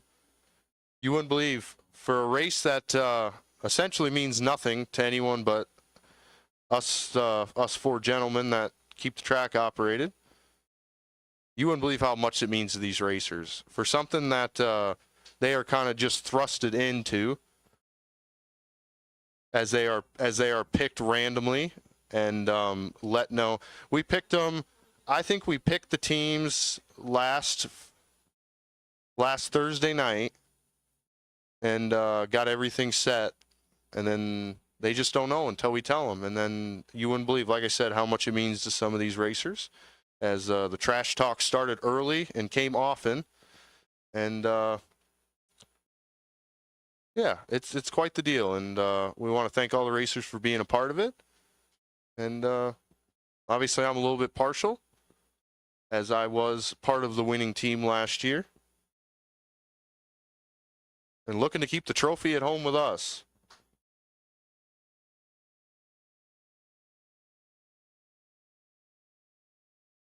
But without further ado, here comes the no-box gambler. 14 cars. Gonna cut them down to 7 as we move our way through this afternoon.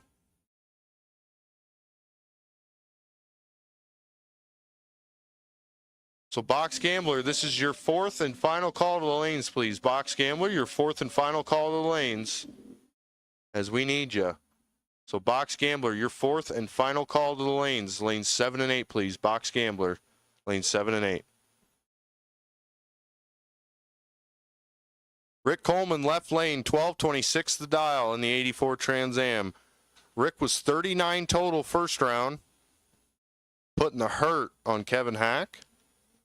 Taking on Jaron Christensen, 941 the dial on the Hayabusa from Vinton, Iowa. Vinton and Shellsburg just down the way from each other. Rick's going to need a little help here, as Jaron takes the starting line advantage, and down to the other end. Can Jaron turn it into a win? He does. Jaron Christensen's 14 on the tree and 38 above for the win, as Rick Coleman is 103 on the tree and in trouble early. So Jaron moving on to 7, as Rick ends his day right there in the third round. That'll bring up Frank Rechterman in the left lane, 971 the dial in the 86 Mustang. Taking on Kagan Hilsenbeck, the 81 Chevy El Camino. If there was a country song to be wrote, it should be wrote about Kagan Hilsenbeck. This man screams Wrangler jeans, mullet, and rocking and rolling in the El Camino as he picks up the win there, as Frank turns it 12 red and hands over the immediate win to Kagan. Kagan goes down there, stops the clock at 58 above, 1280 with an 8 at 107 mile an hour. Frank goes 974 with a 3 on the 71 dial at 141 mile an hour. It's going to bring up Mark Rosenbaum in the right lane, 921 the dial in the 64 Corvette. Taking on Terry Heller, 1104 the dial in the Vega.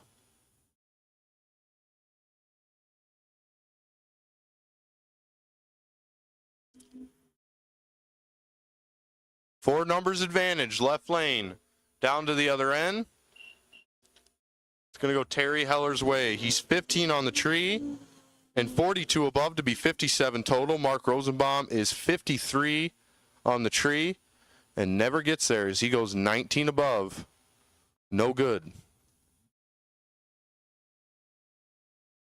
It's going to bring up Michelle Stepanek and Kevin Hack. Michelle, 1341 the dial in the 85 Camaro. Kevin Hack, 1021 the dial in the 98 Camaro. Kevin, our second place in our points series for Pro Class this year. A tough cookie to beat. And Michelle's looking to get it done. Away goes Michelle, and away goes Kevin Hack. Pretty even up front on the reaction time. It's going to be a race down to the other end. Can Michelle stay ahead? No dice, as Kevin Hack is 39 and 25 above to be 64 total.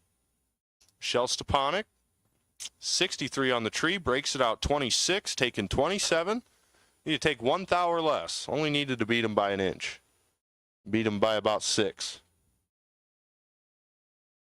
You do a lot of damage with 6 inches. Austin began right lane. 11 flat the dial for Austin. Tim's going to see if he can chase him down. Down to the other end. It's going to go Austin's way. Tim Kania, 20 above, but 159 on the tree. Not rocking and rolling. As Austin's 39 and 52 above for the win. Locking him out. All dollars, no cents. Right lane. Stan Kepka in the 82 Dodge wagon from Atkinson, Nebraska.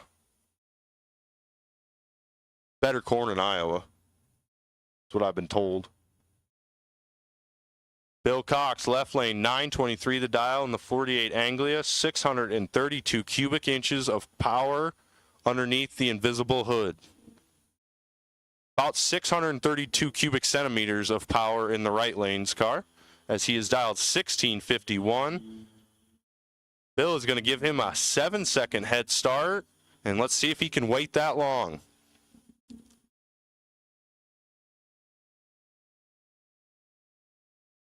All the time to think about it. Stan, the advantage on the tree, down to the other end. Bill's going to get the win as Stan breaks it out a 10th. Stan takes over a 10th of stripe to break it out a 10th, as he had the starting line advantage, but Bill turns into a win. He's 66 and 28 above for the win. That'll bring up Ryan Sefford in the left lane. 10-12 the dial in the 69 Camaro.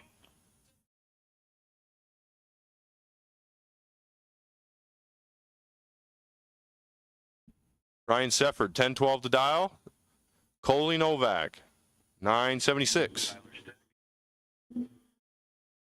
Wheels up for Ryan Sefford.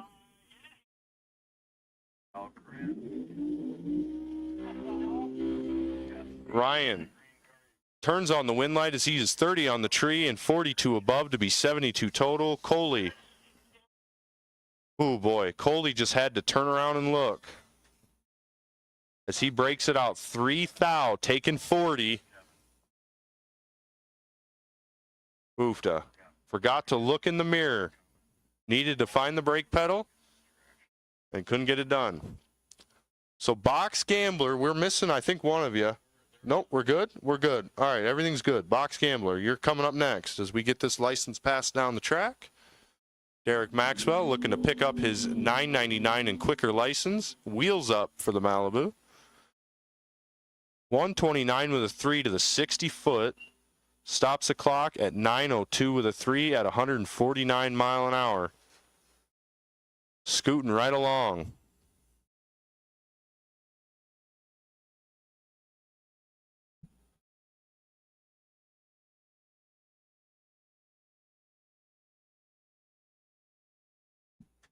$348, 409 cars, $348, 409 club cars. If you are still in the eliminator, we'll take you to lanes 4 and 5, please.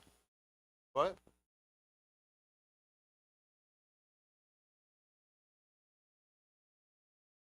I have been informed they're not a club, they're a gang. So the 348, 409 gang. They solve mysteries in their spare time.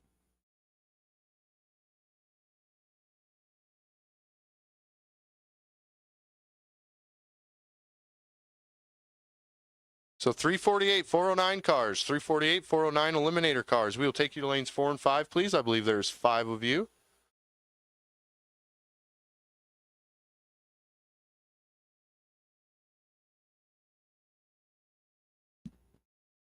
So 348, 409 cars. We will take you to the staging lanes, please. That's going to bring up our box gambler cars. Roll into the water box. I'm going to go ahead and put out a call for the juniors as well. Junior dragsters, gambler, we will take you to the lanes as well. Lane 1, please. Junior dragster gambler, we will take you to the lanes, please.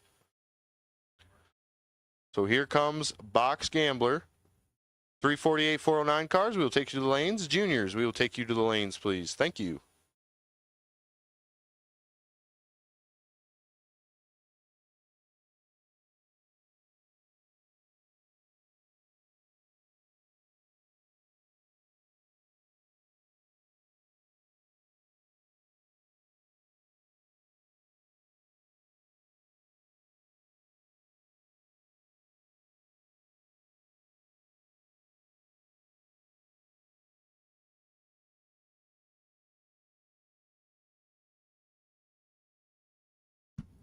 Valerie Chitty, left lane, 1039 the dial. A pair of 2010 Camaros. If you look real close, one of them's green. Steve Lohr in the right lane, 965 the dial. Starting line advantage by 3 hundredths goes to Steve, and Steve turns on the win light as he is 36 and 20 above to be 58 total. Valerie Chitty, 63 on the tree, and looking at the win light in the other lane.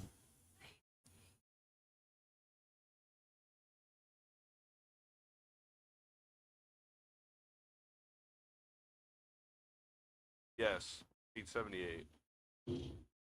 Left lane, Mike Melsha in the 73 Duster Party Time car. 394 cubic inch motor. 915 the dial for Mike. Taking on Jacob Miller, who's 878 on the dial. Mike grabs the big starting line advantage and breaks it out. As he breaks it out, 13, taking 62. Jacob Miller gets away with one as he is 28 on the tree and 27 above. 55 total for the win. Mike Melsha just needed to find the throttle pedal or the brake pedal or anything, speed bump, something. Breaks it out 13, taking 62. Needed to take 39 or less, I believe. No, 49 or less. Sorry, math is hard for me.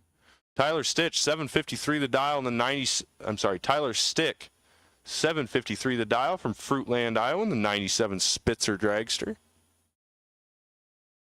Taking on Garrett Chitty, 887 the dial on the 92 Camaro.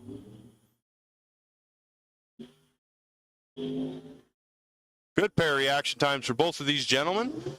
Down to the other end.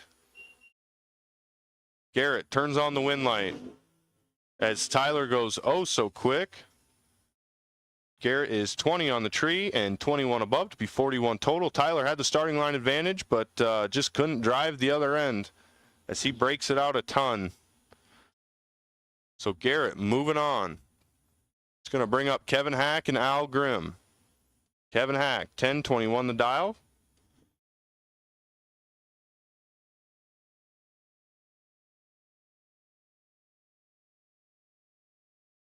Oh, sit tight. Something's gone wrong.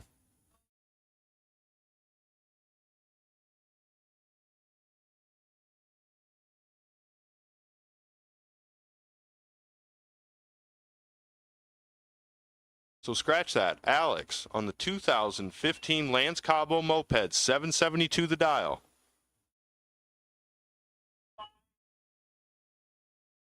I'm kidding. 772 to the 60 foot.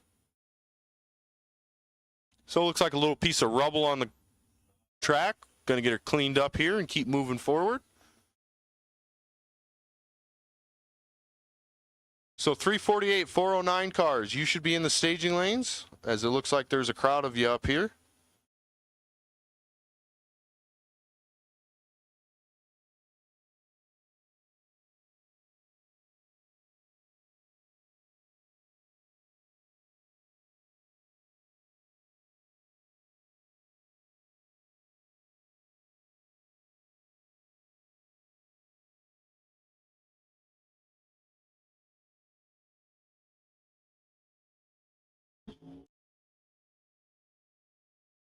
Starting line advantage, left lane, win light.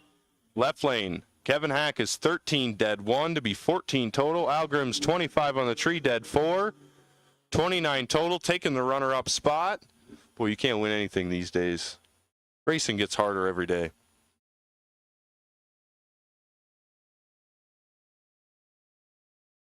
Kevin Hack, moving on. Going to bring up Mark Rosenbaum in the right lane. 23 Miller, 565 cubic inch Chevy motor.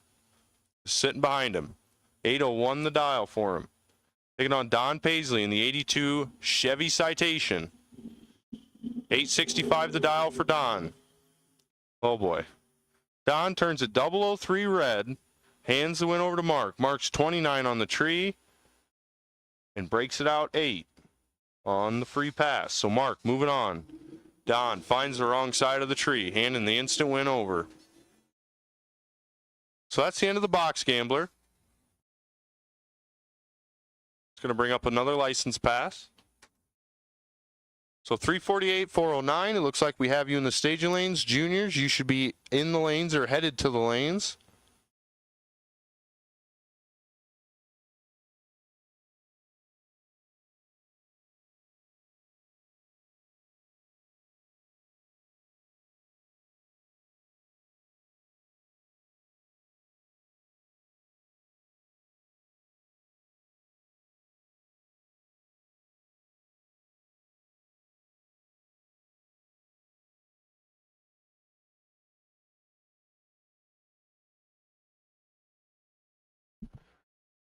Alrighty, so here's the deal. Test and tune cars. Test and tune cars. If you have a test and tune ticket, this is your last chance at a pass for the day. Last shot at the pass for the day. As we will be shutting test and tune off after this round. So if you want one more test hit and you have a test and tune card, we will take you to lanes 2 and 3, please. Test and tune into lanes 2 and 3. Your last shot at a pass this afternoon. If you have a test and tune ticket, we will take you to lanes 2 and 3, please. Test and tune cars, lanes 2 and 3. Your last shot for a pass this afternoon as we get down into the tighter rounds.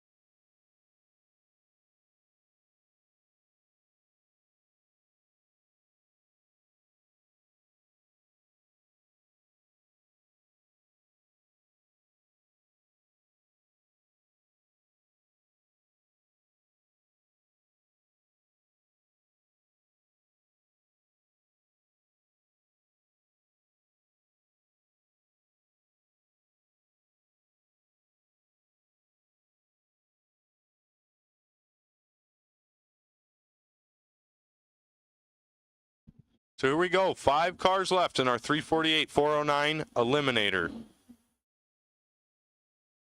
Glenn Fagan? I'm going to say Fagan. Willoughby Hills, Ohio in the 62 Chevy. Taking on Brian Fugit. I'm butchering these names. I just know I am. Norwalk, Ohio in the 63 Impala.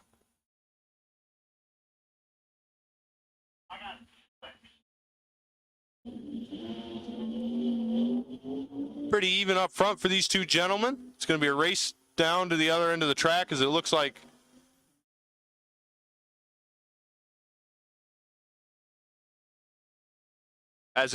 Brian puts an absolute lap there on Glenn. Goes 5:44 with a 5 on the 1067 dial. We're going to have to probably rerun that one as something looks like it blew through the beams down on the other end.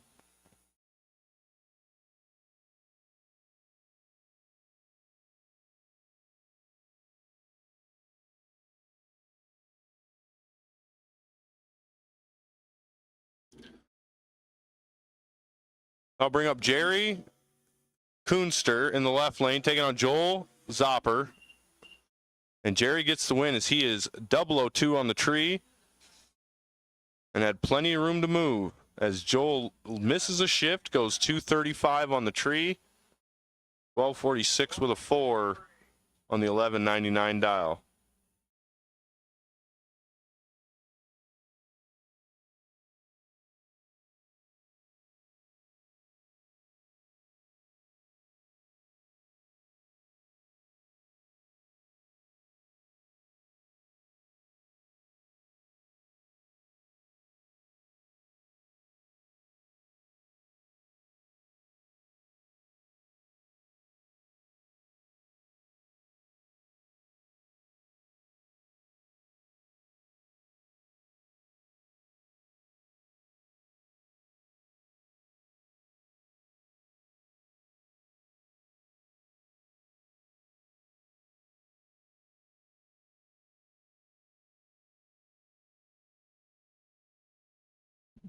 So juniors, you should be in the lanes. We'll be sending you shortly. It looks like we're going to have to rerun one of those pairs of 348, 409 cars. As much as I'd like to believe he ran a 5-second quarter mile, that would have been quite the hit for him.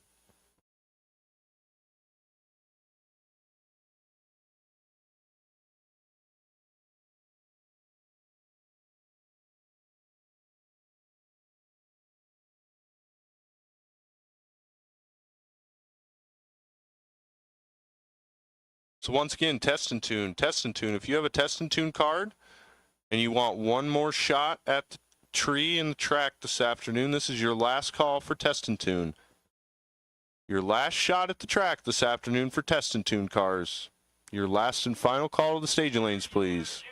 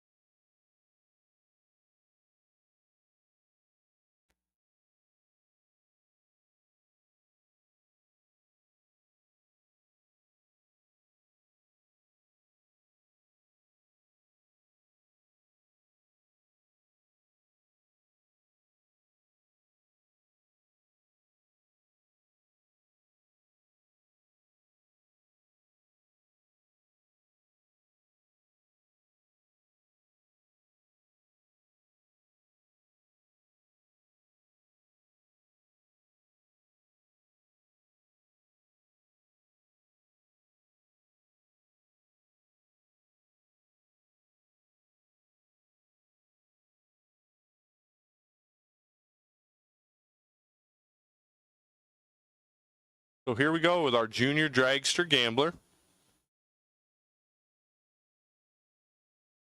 Looking like we got 5 cars left in the junior dragster gambler.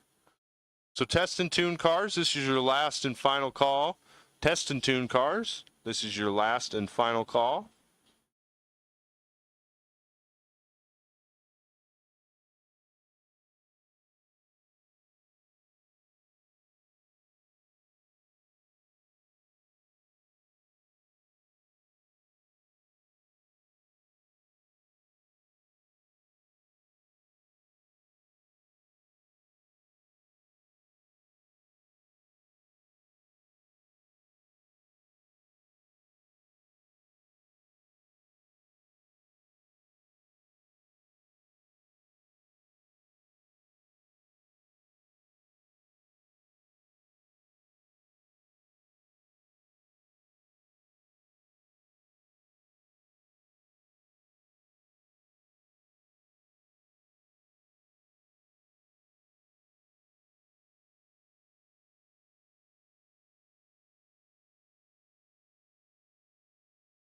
Slade Hess, left lane, 790 the dial for the young man in the junior. Eli, Iowa. Taking on Melanie Castle, North Liberty, Iowa, and Slade turns a 004 red, handing the win over to Melanie. Melanie getting the win. Goes 893 with an 8 on her 893 dial.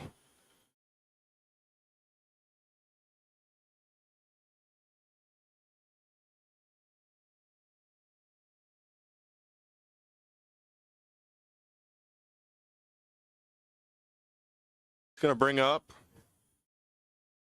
It's going to bring up Bennett Meyer, left lane, 891 the dial, taking on Corey Miller, 821 the dial for Corey.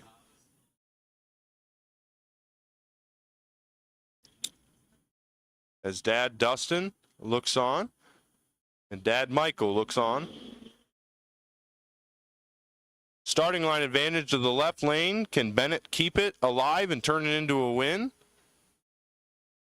No, he cannot. Car doesn't get there as Corey gets around him by 13 thousandths of a second. Corey's 52 on the tree and goes 22 on his 21 dial for the win. Bennett had the starting line advantage and the car just kind of fell off on him, as he is 18 on the tree and 57 above. It's going to bring up your buy car for the Junior Dragster Gambler, Sava Rudo, Omaha, Nebraska, 981 the dial.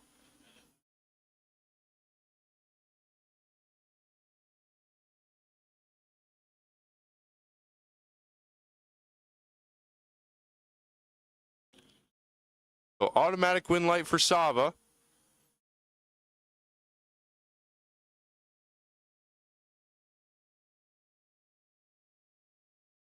So it looks like we're going to have some Junior Dragster test hits here. Sava goes 141 on the tree, 986 with a 7 on the 981 dial. It's 63 mile an hour. Going to bring up Jackson Melcher on just a test and tune hit. Owatonna, Minnesota, the 23 half scale.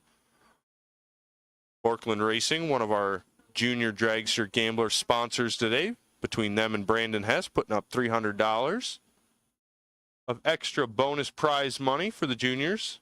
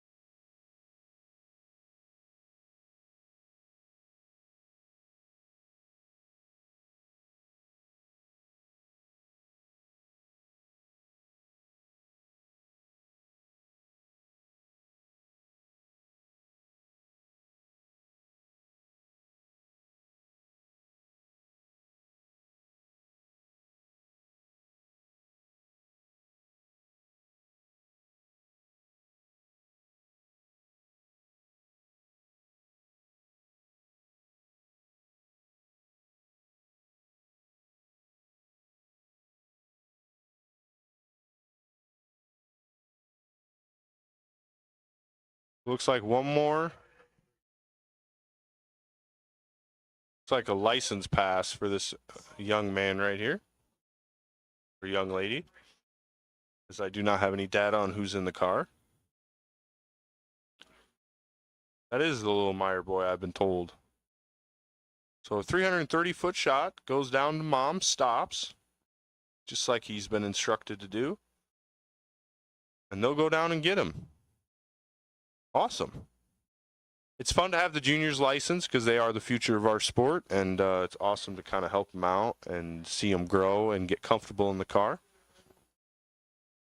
So test and tune, you should be in the lanes. I'm also going to go ahead and put out first call for the No Box Gambler. First call, No Box Gambler. I believe we're in round 4 now. So first call, No Box Gambler, round 4.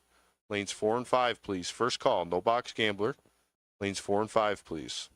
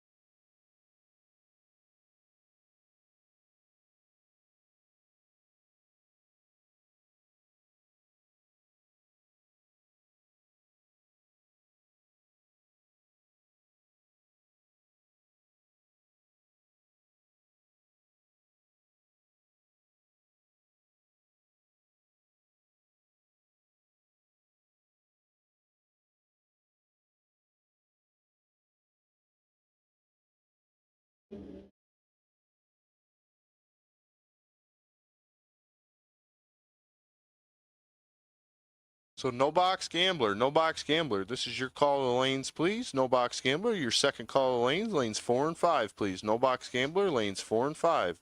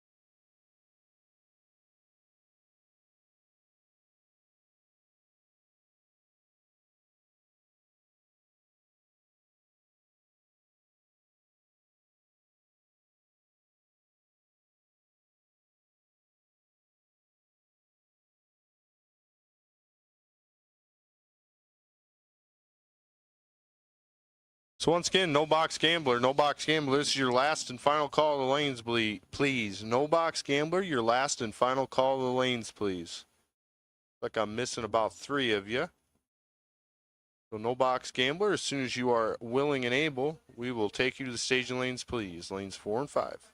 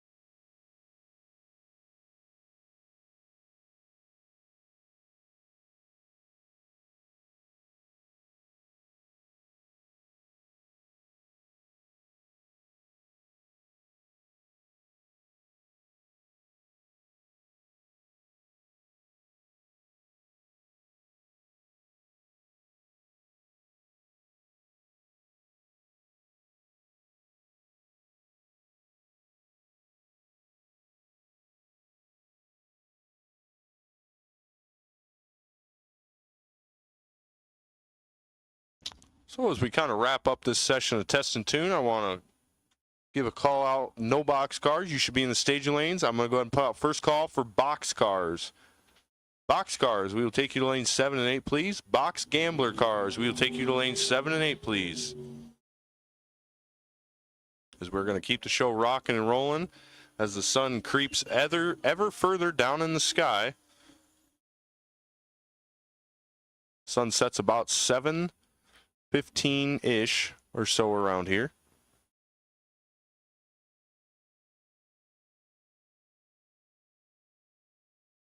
So no box cars, you're in the lanes. Box cars, you've had a call.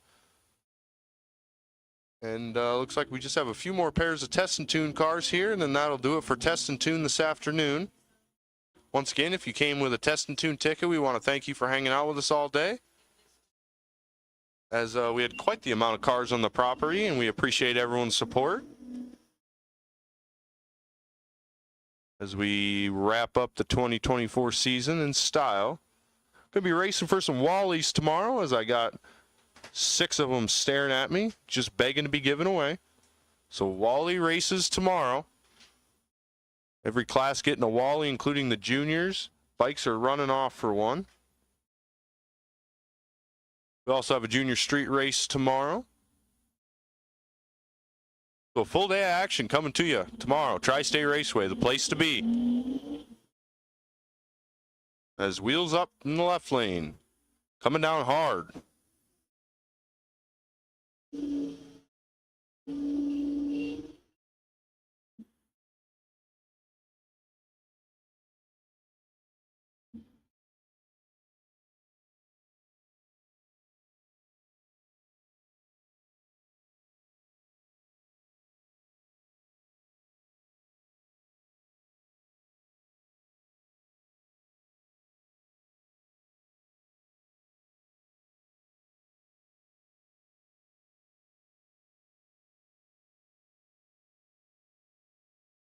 A little bit of wheelie for the bike in the left lane, as it doesn't seem like he was expecting that. But he rides it out and stops clock at 9:33 with a 3 at 147 mile an hour. Daunting day to be on a bike, as the crosswind can really mess with you down there. So this is going to be our last Test and Tune car, and then we're going to bring you the No Box Gambler, down to 7 cars in No Box. I believe we're down to 5 in box, or 4.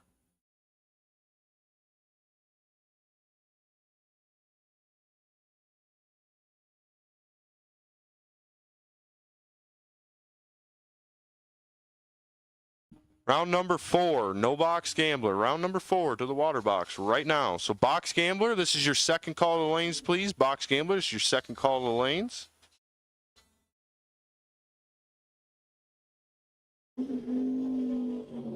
So as the rounds get tighter, the pressure gets higher, because the money doesn't start flowing for a couple more rounds, basically.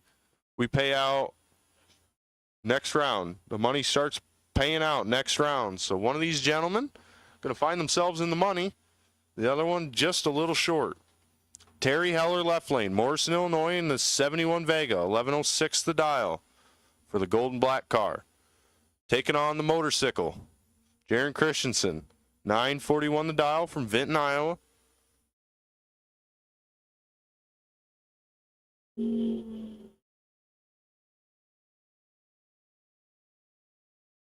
Jaron might be in a little bit of trouble here as Terry takes the starting line advantage.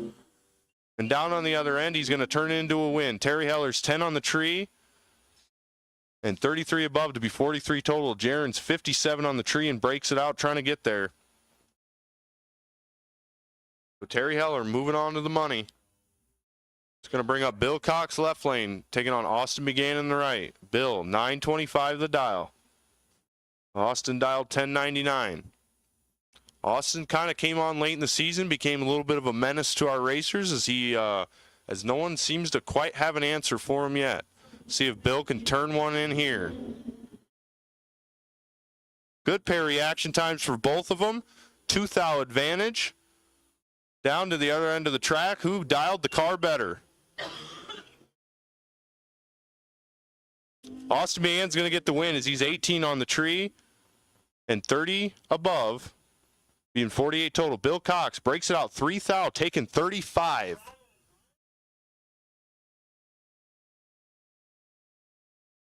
So Bill Cox takes about 1.5 miles of stripe to break it out 3 thou. Not quite 1.5 miles, about half a car. It's going to bring up Kagan Hilsenbeck taking on Kevin Hack. Kagan's away. Kevin Hack follows. Kagan might be in a little bit of trouble.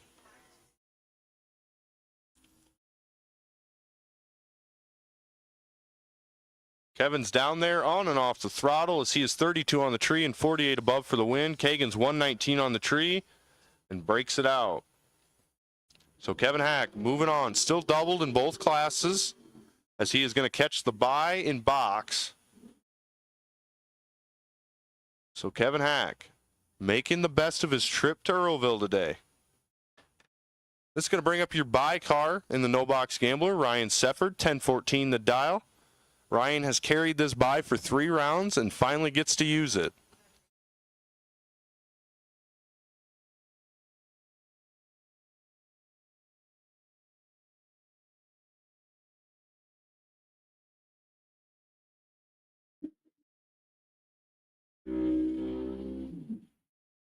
So on the bye run, Ryan Sefford's 31 on the tree and breaks it out 7. Yeah, testing 2 done. We'll fit.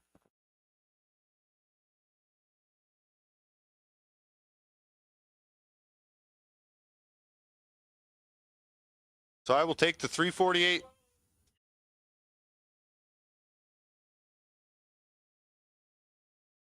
So 348, 409 cars. 348, 409 cars. We will take you to the staging lanes, please. 348, 409 cars. I believe there's 3 of you.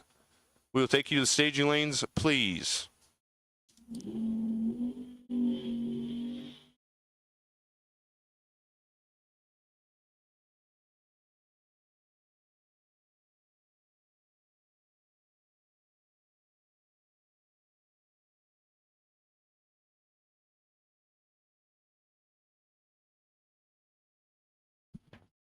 So we're going to have a small break in the action following this pass as Kevin Hack is still doubled in both classes. And he just came off the track in no box, and we need him back around for box. Huh? I already called him. So we're going to have a small break in the action as Kevin Hack needs to cool and fuel the Camaro and bring him back around as soon as he is able.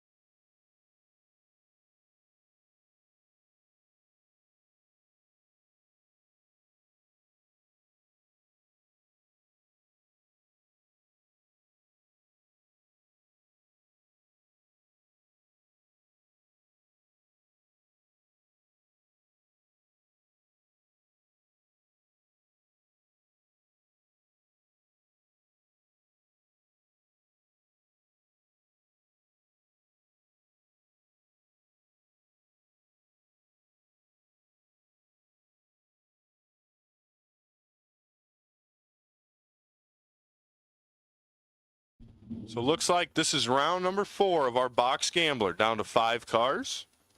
Garrett Chitty, left lane, 887 the dial in the 92 Camaro, taking on Steve Lower in the 2010 Camaro, 965 the dial for Steve. I kind of dig that green paint. I don't know what it is about it. You don't see a lot of green cars, but man, that thing's pretty.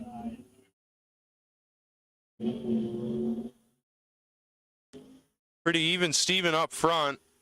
Not much of an advantage either way. Down the other end of the track, who dialed the car better? It's going to go Garrett's way as he's 22 on the tree and 15 above. 37 total for the win. As Steve Lower's 20 on the tree And my screen cleared too fast. Steve lowers 20 on the tree and goes 39 above the dial to be 59 total, taking the runner-up spot. Going to bring up a pair of dragsters. Jacob Miller left lane, 879 the dial. Mark Rosenbaum right lane, 8 flat the dial.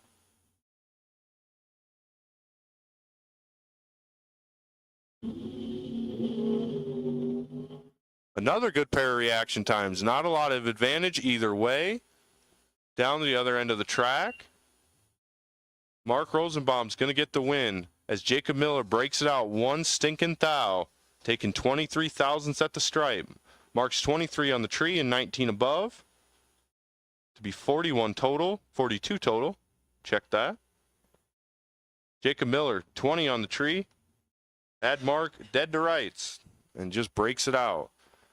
That's going to bring up Mr. Kevin Hack as he is going to break the beams and back out and save that motor as he is putting in the work today. Still entered in both classes.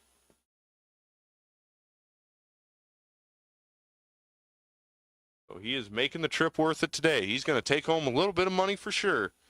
So we will take the 348-409. Believe there's 3 of you to the staging lanes, please. We will also invite our junior dragsters back around.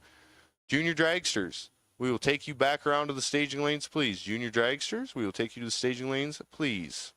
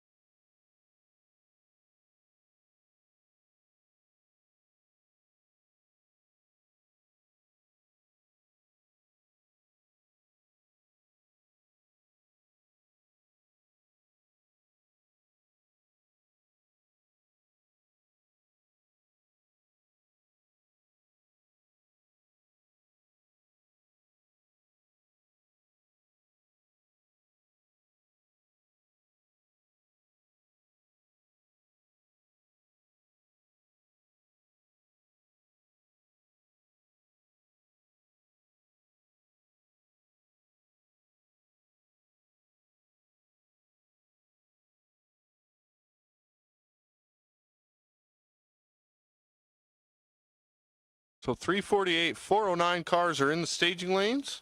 Juniors are headed that way. Once again, just a reminder, after the conclusion of the Gambler, we will have the second annual team race. I'll be up here. In just a little bit. I'm sorry. Let me get my words out of my mouth. In just a little bit, I'm going to go over the pairings and who's racing for who in the run order.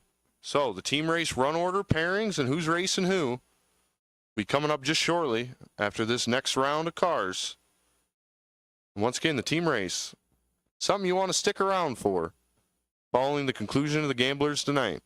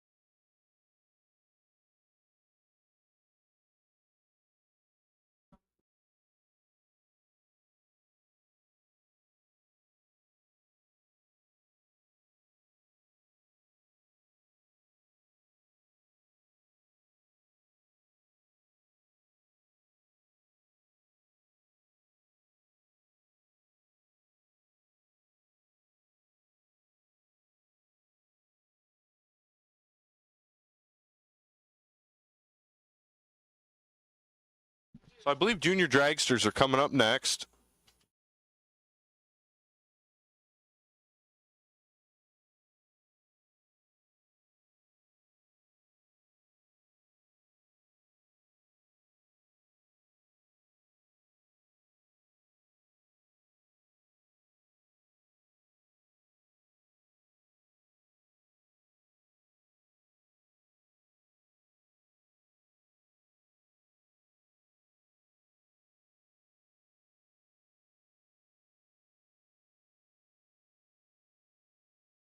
Looks like we got 3 juniors to go.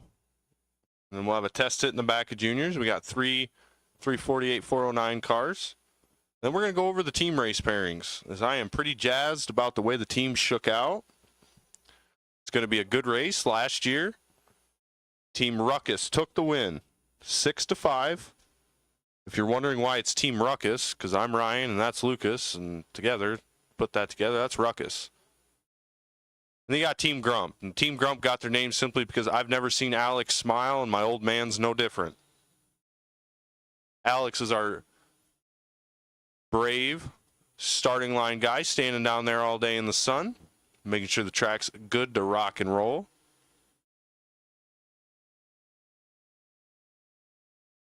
So your semifinalist pair of juniors. Savarudo, left lane. 985 the dial, question mark? 985 the dial for Sava in the left lane, Omaha, Nebraska. Taking on Melanie Castle, North Liberty, Iowa, 893 the dial for Melanie. So a 1 second head start for Sava.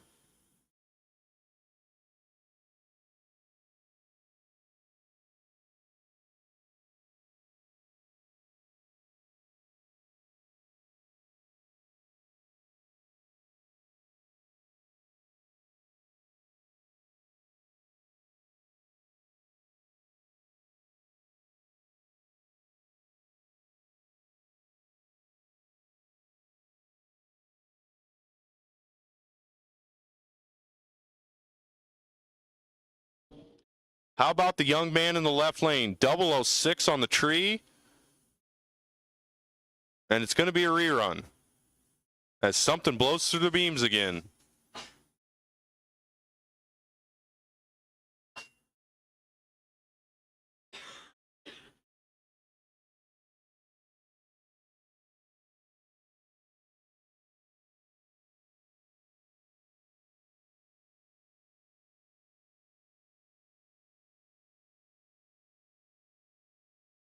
So that's going to bring up Corey Miller on the bye as he is 110 on the tree and down to the other end.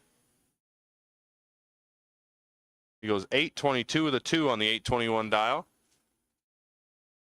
So it's not normal for us to have issues with the tree or the stuff, passes just terminating themselves. But unfortunately in harvest season, stuff gets kicked around and blown around, especially with the wind today. So I think we're dealing with some corn husks blowing up and down the track or some tumbleweeds. So we appreciate you guys sticking with us as we're going to rerun that junior pair.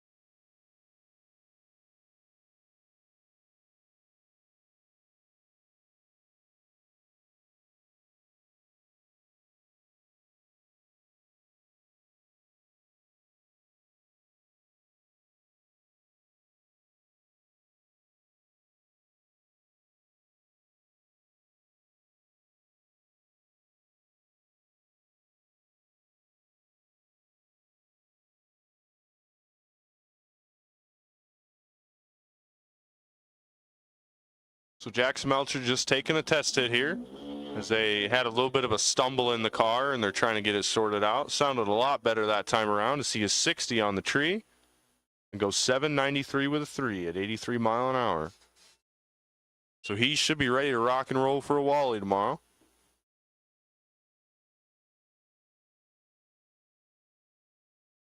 So up next is going to be our 348-409 club.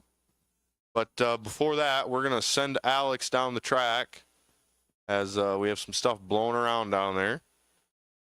And want to see if we can get it cleaned up so we don't have any issues with rerunning again.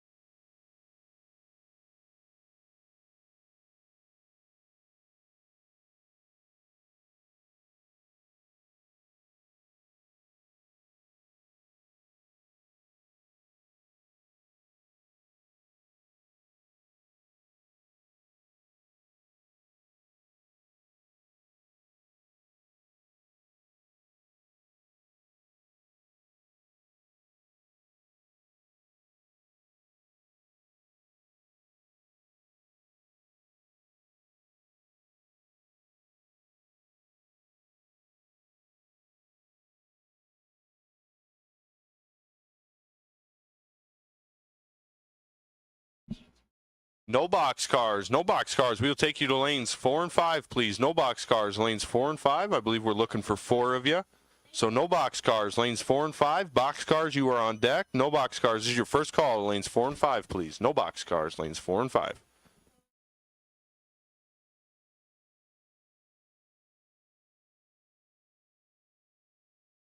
So here comes our semifinalists of the 348-409 Eliminator.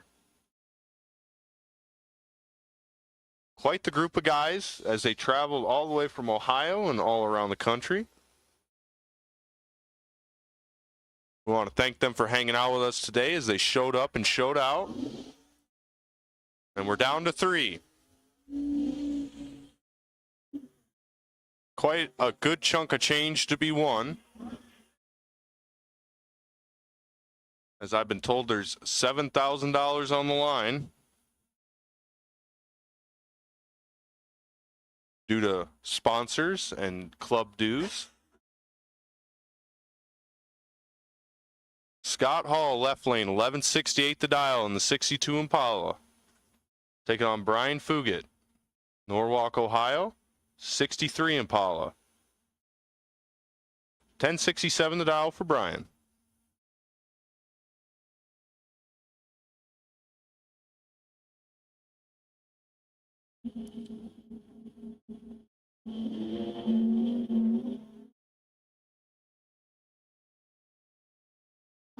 Brian might be in a little trouble as Scott might have him dead to rights down to the other end of the track.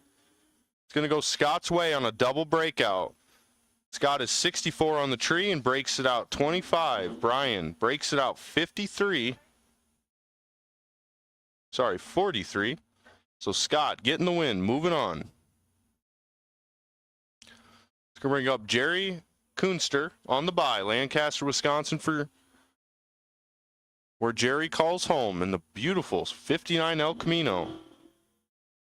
Red light start for Jerry, but it don't much matter in a bye run. Down to the other end of the track. Let's see just how close he can get to 1229. He goes 1229 with an 8. So dead 8 for Jerry in the bye run. Going to come around, catch.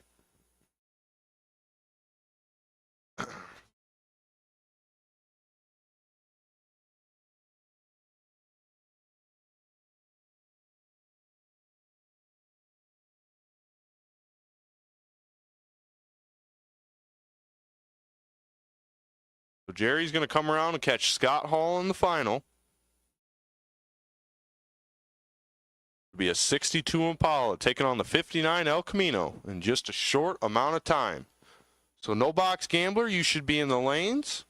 No box gambler, you should be in the lanes, please.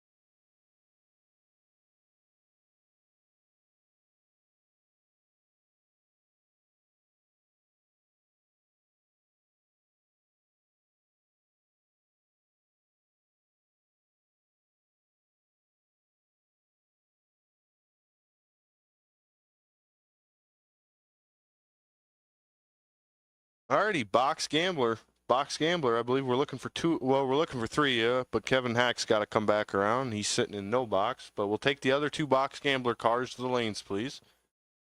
Box Gambler, lanes 7 and 8, please. Box Gambler, lanes 7 and 8.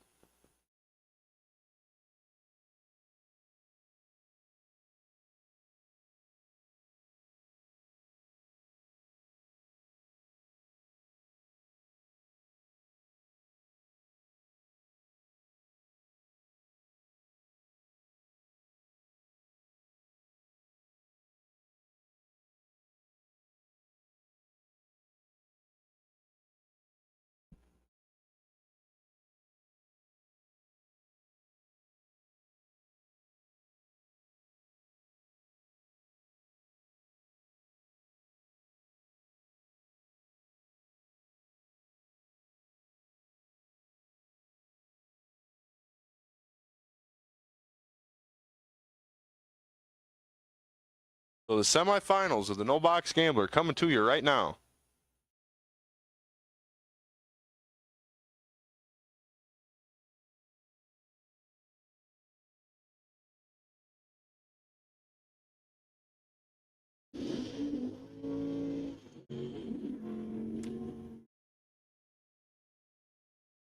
Kevin Hack, left lane, 1020 the dial in the 98 Camaro. Ryan Seffer, 1013 the dial in the 69 Camaro.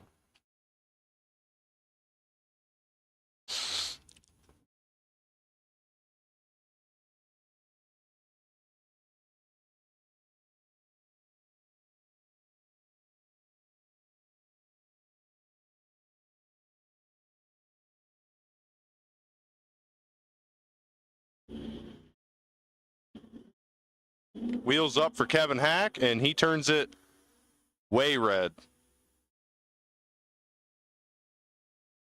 Way red. As Kevin Hack turns it 730 red and goes 1018 with a 1 on the 1020 dial.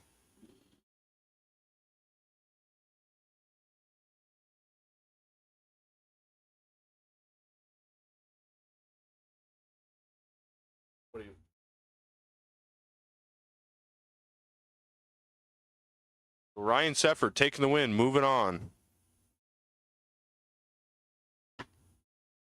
Terry Heller, left lane, 1107 the dial. Taking on Austin McGann, 1102 the dial. One of these gentlemen coming back around to catch Ryan Sefford in the final.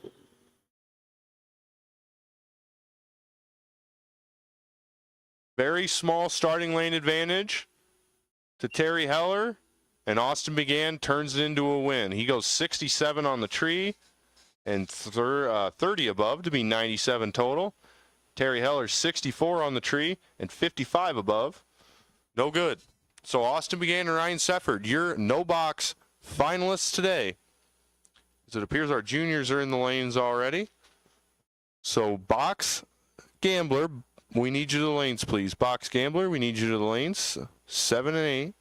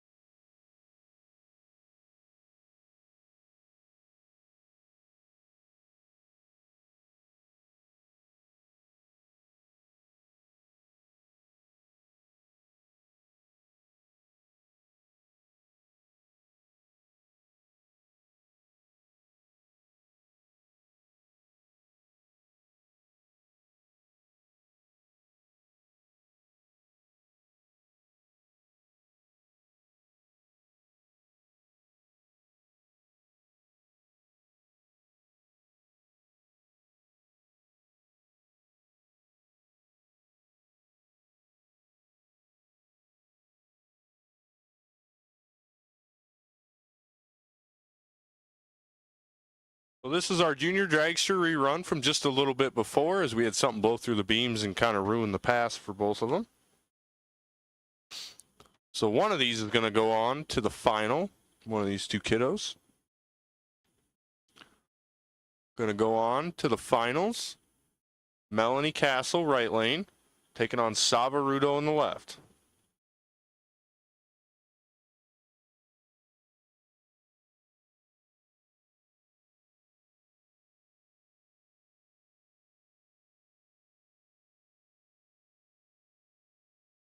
And Melanie Castle turns at 44 red as Sava Rudo takes the win. So Sava moving on. Goes 980 with a 3 on his 985 dial at 64 mile an hour. Melanie goes 894 with a 4 on the 893 dial at 72 miles an hour. So next up is going to be a license pass, I believe the last one of the day for this gentleman. And then we will have our box semifinal. And then we'll be down to finals for everybody. Then we have a runoff.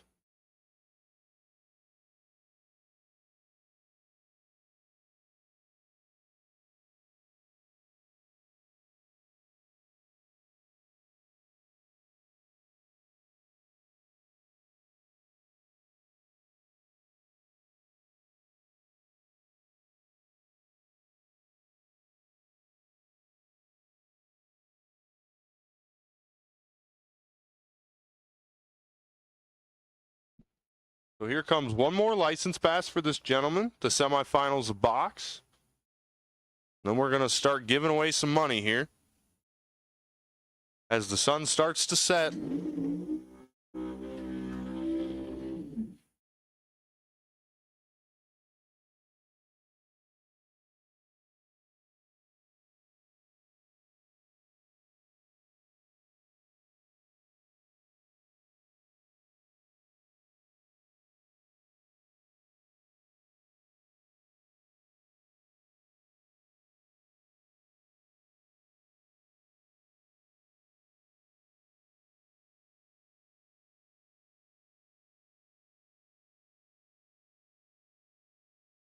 So box gambler semifinals coming to you right now.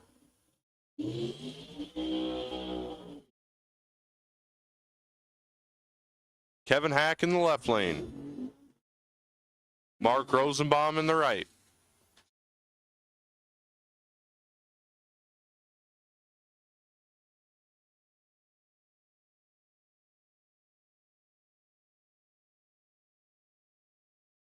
Kevin Hack, 1020 the dial. Taking on Mark Rosenbaum, 801 the dial. Two second and some change head start for Kevin. Mark's going to see if he can go down there and get around him.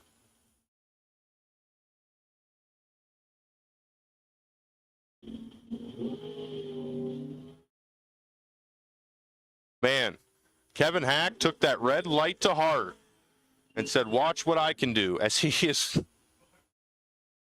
Kevin Hack is 002 dead 2 to be 4 total.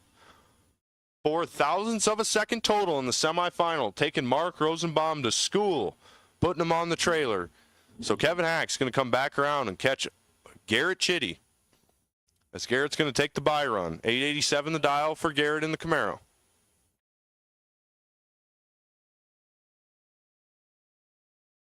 Kevin Hack looks rhymed and primed for the team race.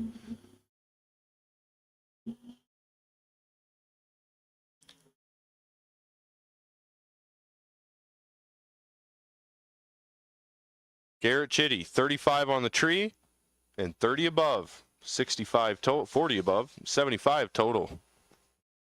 Moving to the finals. So how about Kevin Hack? 4 total in the semifinal. Kevin Hack racing for Team Ruckus in the team race. And while we're on the topic of the team race, seems like a good time to bring it up. So the team race started last year as just, we go to the ET finals every year and we race as a team and get team points.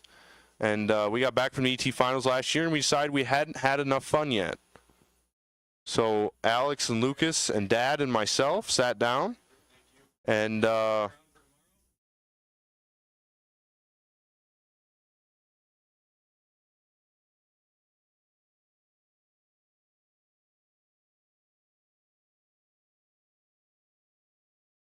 So the team race became just a little bit of a thing for us to draft a team, get them together, and kind of have a little fun at our racers' expense.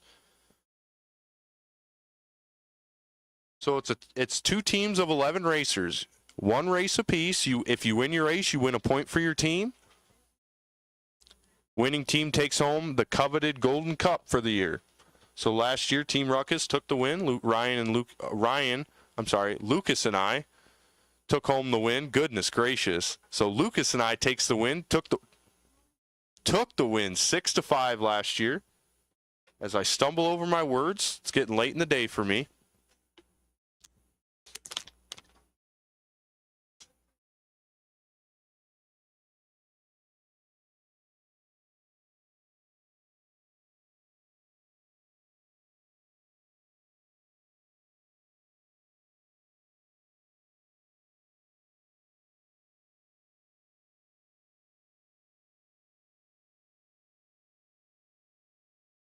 So we had so much fun last year, we decided to do it again. So last week we sat down, drafted teams, put them together, got the pairings set, and the pairings go as followed, as I'm trying to get them pulled up here. Like I said, 11 racers. So Team Ruckus will always be racer number 1 in these pairings. Team Grump will be racer number 2. So for Team Ruckus, first out the gate is Tim Kania versus Coley Novak for Team Grump. Couple of pro cars. So the way it breaks down, 4 super pro cars, 5 pro cars, 2 sportsman cars. Then we're going to see Mark Rosenbaum take on Tyler Stick, pair of dragsters.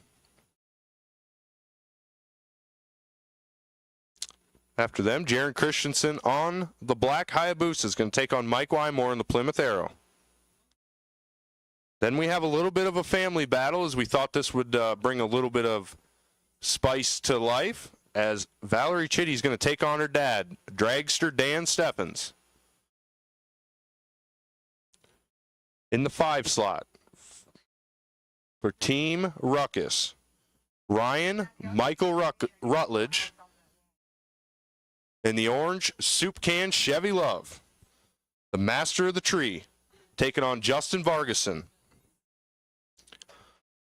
And then we got a couple of heavy hitters following there. Dave Primrose on the modified scooter, taking on Al, the Grim Reaper Grimm. Al lost it, or won it. No, I'm sorry. Al lost it for his team last year. I just wanted to get that out there so he has a little bit of extra motivation, as Al was the final racer to go down the track for Team Grouch last year. So Al looking for redemption. Dave Primrose stands in his way. Following them, probably what could be the marquee matchup, as Kevin Hack, Mr. 4 Total, takes on Bill Cox in the 48 Anglia. The marquee matchup in the afternoon, finding themselves right smack dab in the middle. Then you'll see the toe man, Michael Freeman, taking on Dalton Waugh in that beautiful purple and silver dragster. Then a couple of Camaros come up. Garrett Chitty taking on Mr. Randy Temperley. Following them will be Bruce Cox. We're going to finish it out with some sportsman racers, as Bruce Cox takes on Michelle Stepanek. Michelle hurting feelings today in the Gambler. And then we have a small substitution, as Dave Klein will not be able to make the call as he hurt his car today. So a small substitution, as Tricky Ricky Duray finds himself against Rick Coleman to end the team race shootout. So 11 racers, 1 point apiece, everything on the line. Winning team, of course, does get a free tech card for the Wally race tomorrow.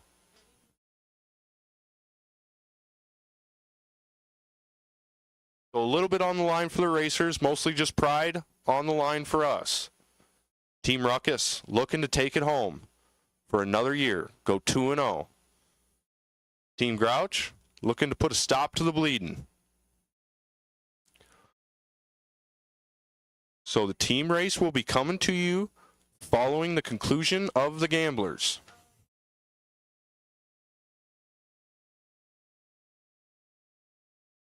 So with that being said, we will take the 348, 409 cars back around. We will take the juniors back around. So the 348, 409 cars, final. We will take you to the staging lanes. Juniors, final. We will take you to the staging lanes. The no box, final. We will take you to the staging lanes. The box, final. We will take you to the staging lanes. We know you guys just ran. We know we're cooling and fueling them at this point. But we will take you guys as soon as you are able so we can get the racing wrapped up and get on to the team race as the sun slowly sinks down over the hill. Going to make that tree a little bit more difficult to see as the shadows start to play around. So all winners, all classes, we will take you to the staging lanes, please. All winners, all classes, we will take you to the staging lanes, please.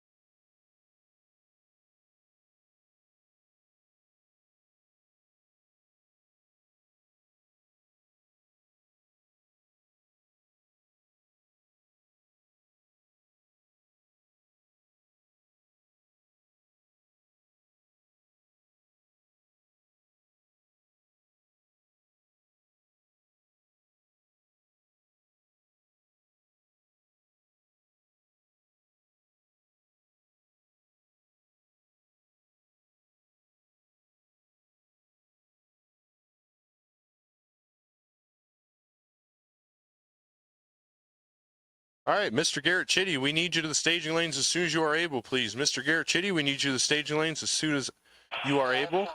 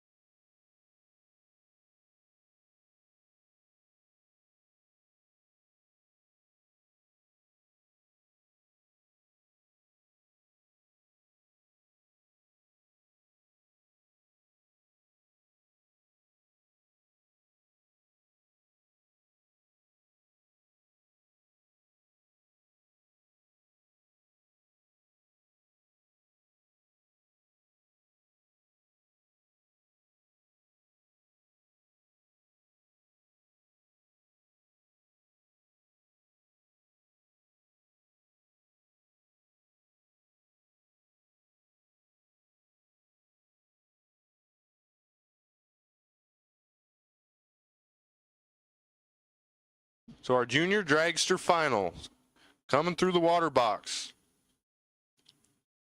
Savarudo in the left lane, taking on Corey Miller in the right. 981 the dial for Sava. To be determined the dial for Corey.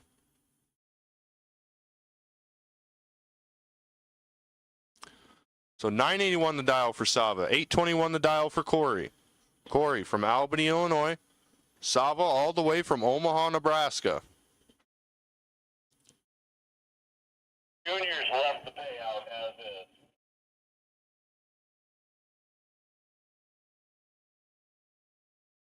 Both pre-stage bulbs are lit.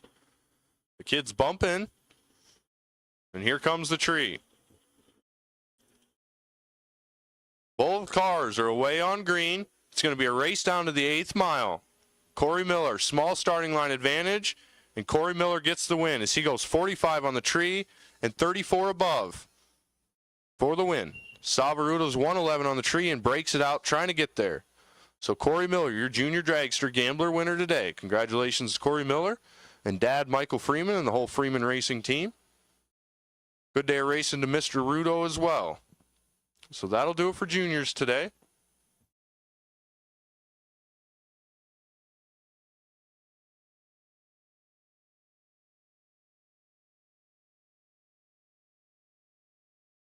I believe up next will be our no box final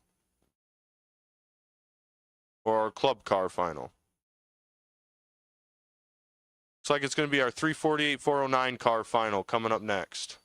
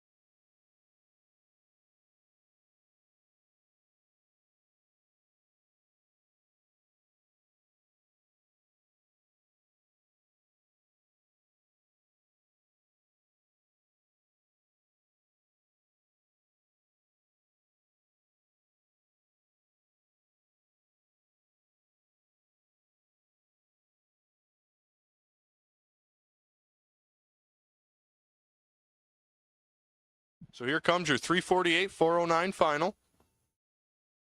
Scott Hall and Jerry Kunster. I really hope I'm pronouncing that right. I'd feel bad if I was been butchering that last name all day.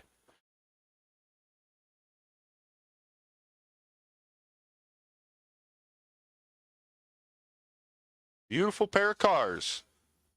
Hoping to turn on one more win light and take home the money and the trophy.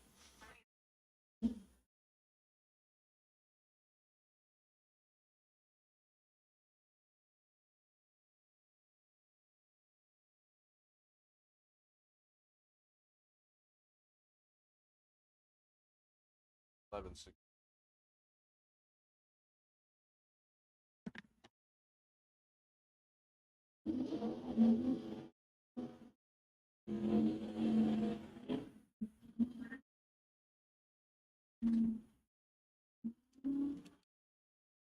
$11.63 the dial for Scott Hall from Lewisburg, Ohio.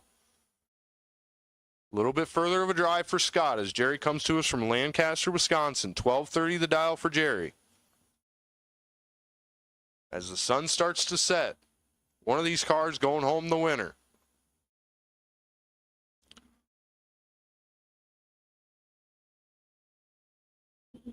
All the stage bulbs are lit. And Scott's going to turn at 147 red and hand the win over to Jerry. Scott rearing to go. Turns on the dreaded red bulb.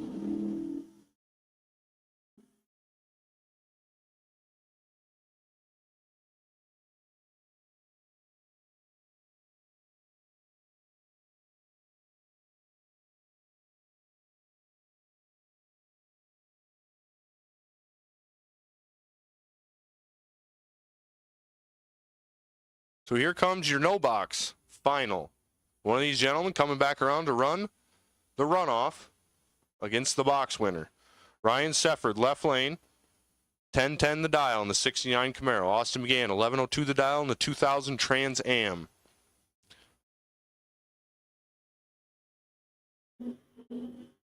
And Austin's going to turn at 83 red as Ryan Sefford's going to take the win. He's 19 on the tree. How close can he get to 10-10? He goes 10-27 with a 5 and takes the win. Austin goes 11-01 with a 4 on the 11-02 dial. So Ryan Sefford, your no box winner today, coming back around.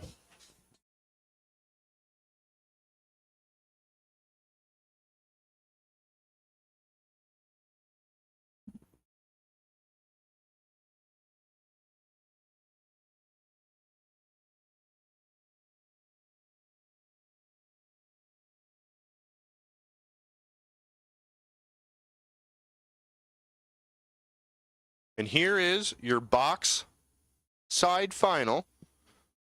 The winner coming back around to race Ryan Sefford in the final, in the runoff for the money. Kevin Hack has acquired a chicken. I'm not sure where the chicken came from, but I can't say I hate it. I love it. So Kevin Hack with the chicken watching on. Going to take on Garrett Chitty as wife Val watches on.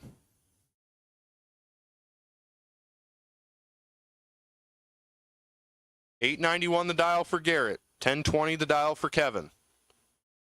Camaro versus Camaro for the box win and the chance to go to the runoff for the cash.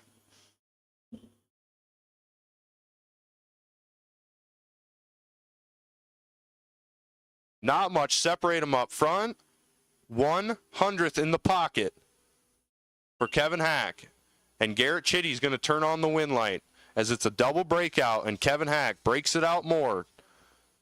So Kevin Hack, 56 on the tree, breaks it out 14.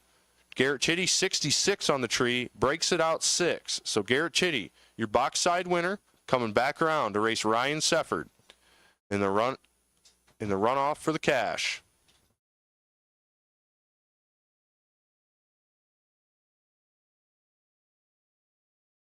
With all that being said, I believe we're going to start calling around our team race pairings.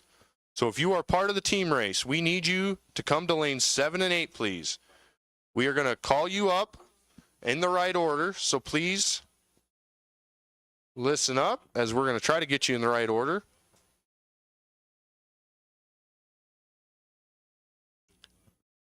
So first in lanes 7 and 8, I need Tim Kania and Coley Novak. First pair in lanes 7 and 8, please. Tim Kania and Coley Novak, the first pair in lanes 7 and 8. Following them, I need Mark Rosenbaum and Tyler Stick. After Mark and Tyler, I need Jaron and Mike Wymore. After Jaron and Mike, I need Valerie and Dan. After Valerie and Dan, I need Ryan Rutledge and Justin Vargason. Following them, I need Dave Primrose and Al Grimm. Then I need Kevin Hack and Bill Cox. So, Bill, if you want to hang out just a second, you're going to have to wait for Kevin to run his runoff. Or, oh, no, I'm sorry. No, Kevin Hack should be able to come back around once he's cooled. Then I need Michael Freeman and Dalton Waugh. Garrett Chitty and Randy Temperley. Bruce Cox and Michelle Stepanek. And then Ricky Dre and Dave Klein. So, once again, if you heard your name called for the team race, I need you to lanes 7 and 8, please. I need all team race participants to lanes 7 and 8, please.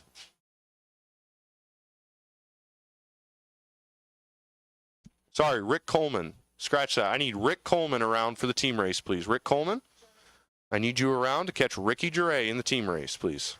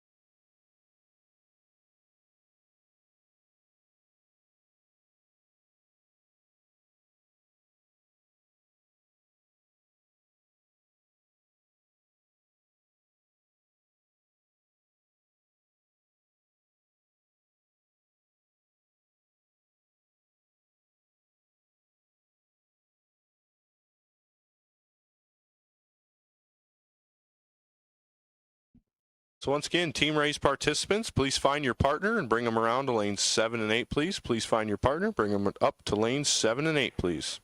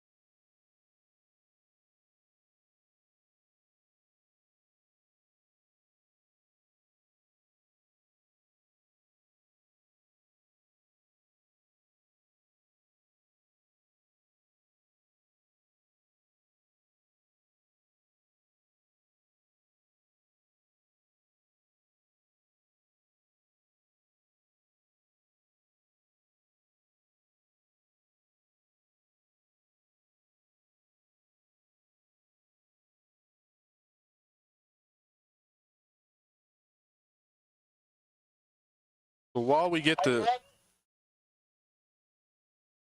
team race set up and ready to rock and roll, we will invite Ryan Sefford and Garrett Chitty around at their earliest convenience. We know you guys just ran, but we'll take you as soon as you are able, please. So Garrett Chitty and Ryan Sefford, we will take you to the staging lanes, lanes 4 and 5, please, at your earliest convenience. Once again, if you are in the team race, we will take you to the staging lanes. Lanes 7 and 8, we'll get you in the right order.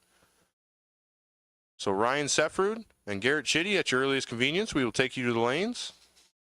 And team race participants, at your earliest convenience, we will take you to the lanes as well, please. Thank you.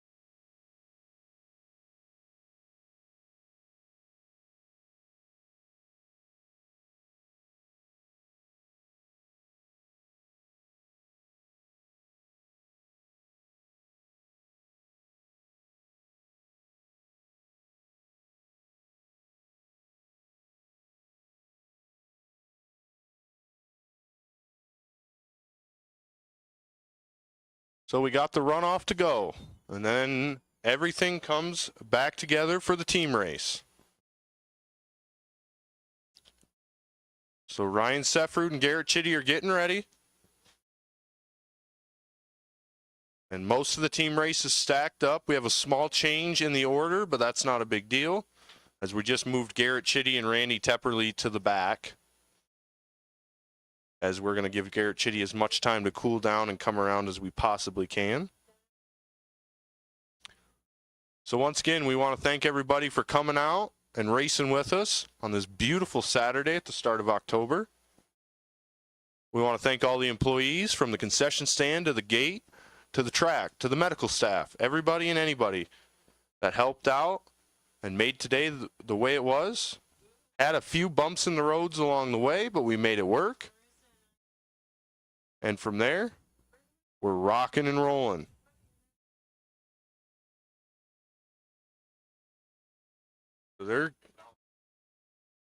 So they're getting in their cars, and they're ready to dance.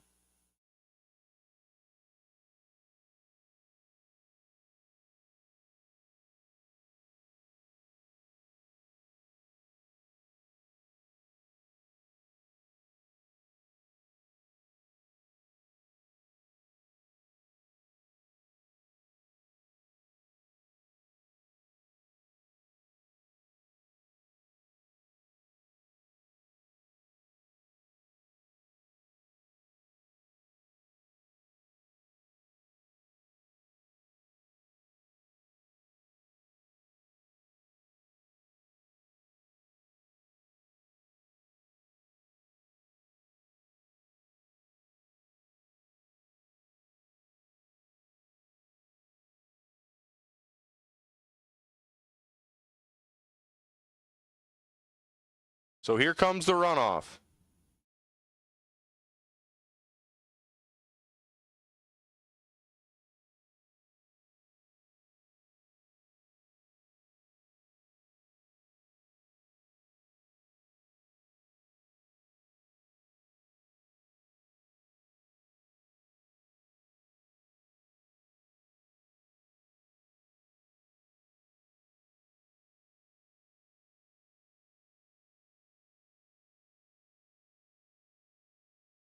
So your box, no box, runoff, coming to you right now.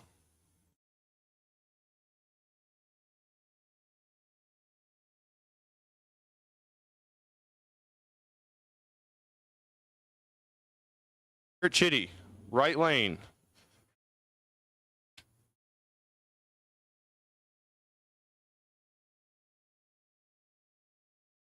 Garrett Chitty in the right lane, 890 the dial in the 92 Camaro. Ryan Seffrood, left lane, 1012 the dial in the 69 Camaro.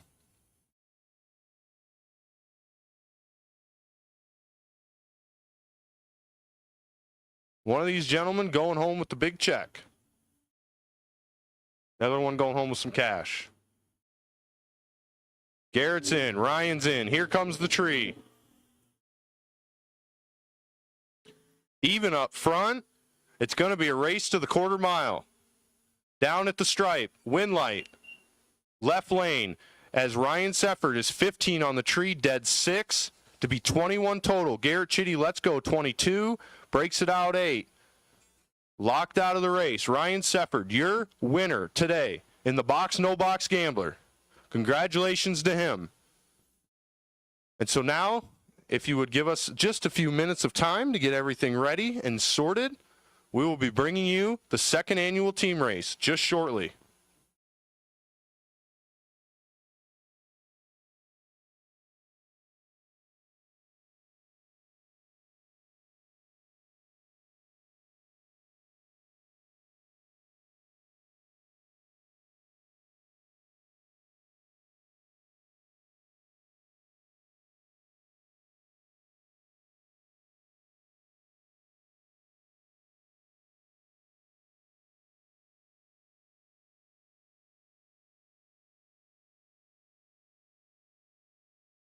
So sit tight, race fans, those of you sitting out there, or if you're out in the pits and you're looking for what's about to be the best time of your entire life, mostly because I'm on the microphone. Come on down to the starting line. Come up to the top of the hill. Cheer on your favorite racers as they go head-to-head. One shot for glory, 1 point apiece. Someone's going home with the cup. The other team going to taste sweet defeat.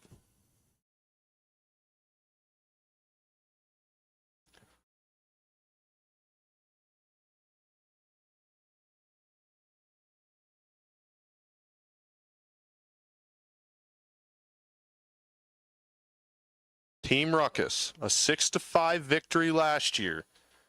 Fell behind 3-5, won the last 3 races to take the win.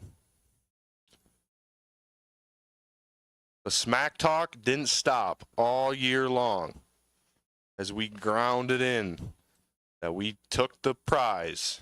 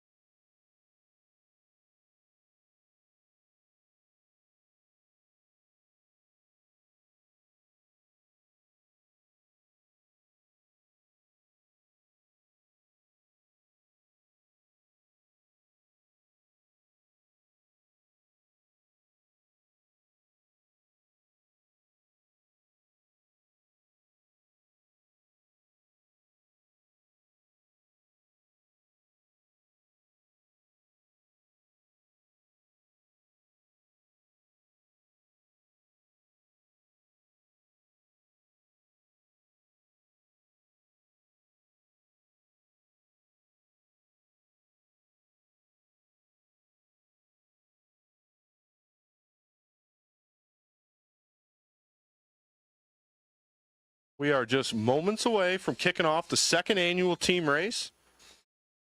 As team captains Alex standing on the starting line and team captain Lucas standing in the water box. Going to be cheering their teams on.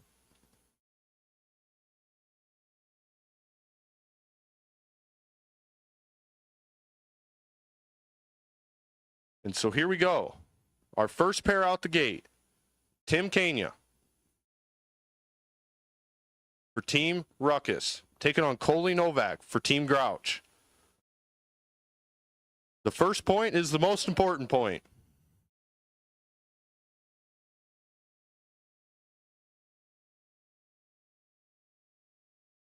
So once again, one race apiece, no redos. One shot for glory. One team's taking home the gold cup. The other team, nothing but disappointment and a try again next year. It all comes down to this.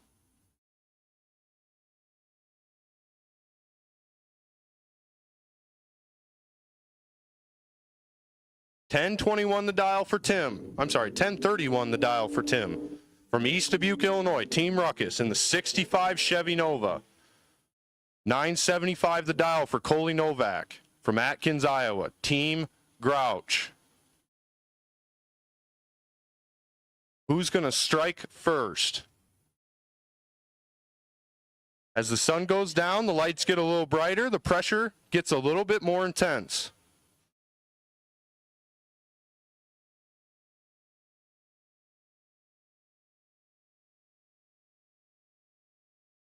Pre-stage bulbs are lit. Tim is in. Coley follows. Here comes the tree. And Tim's going to turn it 13 red. Coley's going to take the win as he is 64 on the tree. And down at the other end, Coley goes 975 with a 3 on the 975 dial. Coley Novak, 67 total. Point for Team Grouch.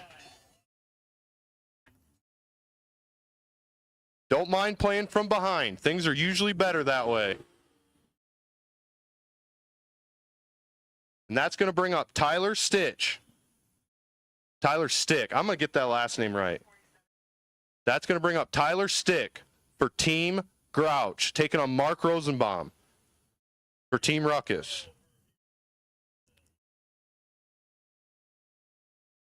You're in Super Pro, right?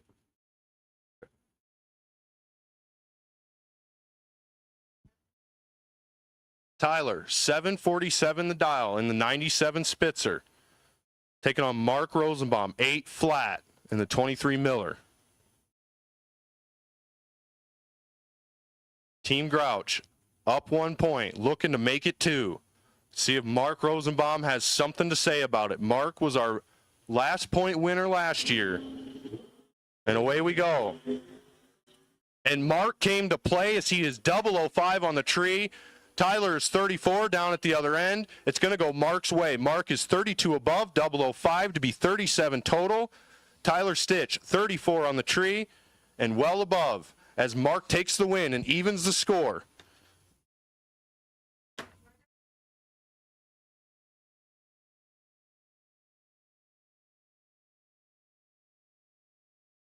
So here we go.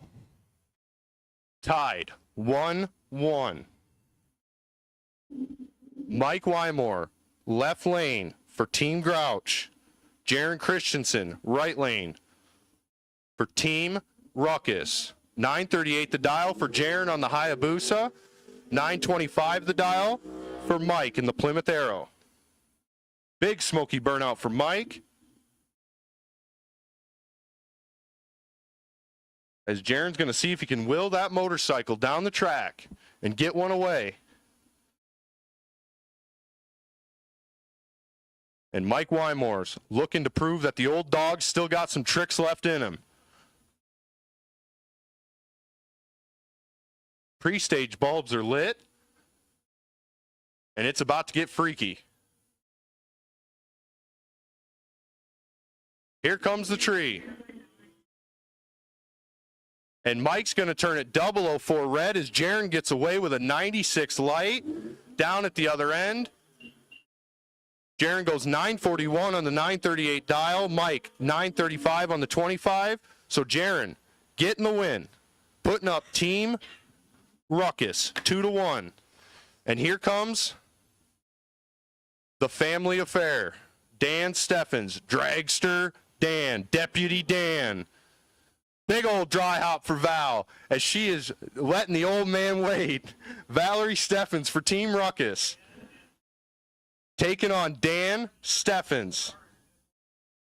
Left lane as Dan looks on, wondering what in the hell just happened. Valerie Chitty is going to make the old man think about it.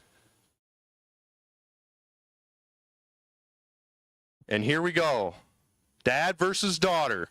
Everything on the line. Team Ruckus up 2-1. Here comes the tree.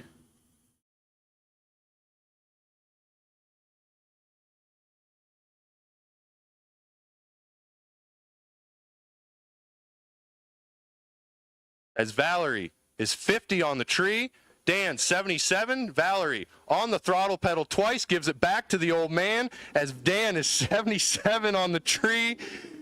Oh no, Valerie hits the throttle pedal one too many times and gives it back to Dan as Dan gets the win by 1/1000th of a second. Dan Steffens even in the score, 2-2. And here we go, Ryan Rutledge, the Love Master, taking on Justin Vargason in the Mustang. Here comes the tree, Justin's away, Ryan's away. Some lights that start with 0. I would not have put my money on that, but here we go. 75 on the tree for Ryan Rutledge, 61 for Justin. Justin turns it into a win as he is 61 and 21 above to be 82 total. Ryan 75 and 13 above, no good. Justin Vargason taking the win. So Team Grouch taking the win, and the points lead 3-2 in favor of Team Grouch. And so here we go. Dave Primrose, left lane for Team Ruckus on the scooter. Taking on the Grim Reaper himself, right lane, Al Grimm.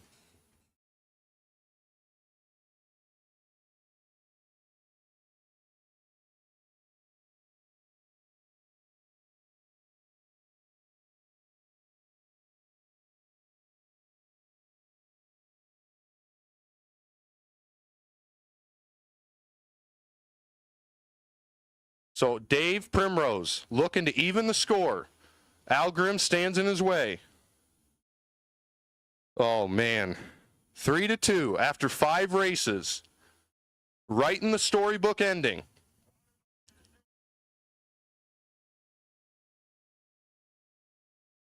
Does Dave Primrose have a round win in him?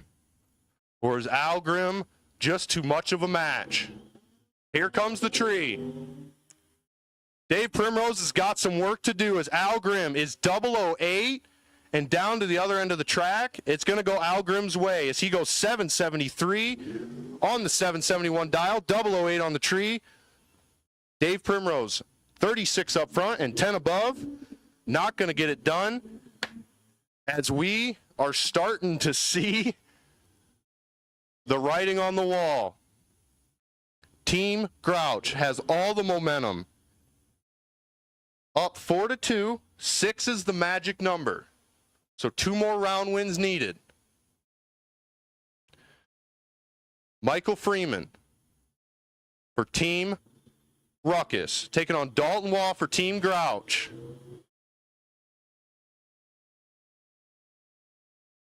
Dalton Waugh, starting line advantage, down to the other end. He gets the win as he is 28 and 14 above. Putting the hurt on Michael Freeman as he is 77 and 66 above out of the race.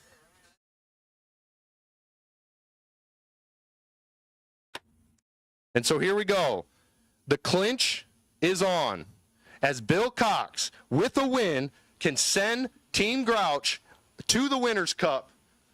It all comes down into the hands of Kevin. Can Kevin hold off Bill and keep Team Grouch alive? The lights could not be shining brighter. 9:23 the dial for Bill, 10:20 for Kevin.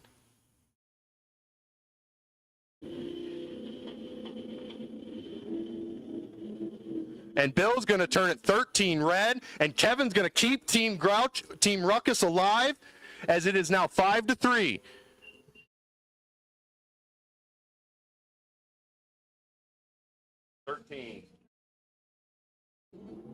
So Bill Cox turns it red in the marquee matchup, and Kevin Hack takes the 44 tree down to the other end. So here we go. It rides with Bruce Cox to keep Team Ruckus alive. Current score is 5-3. Boards didn't clear.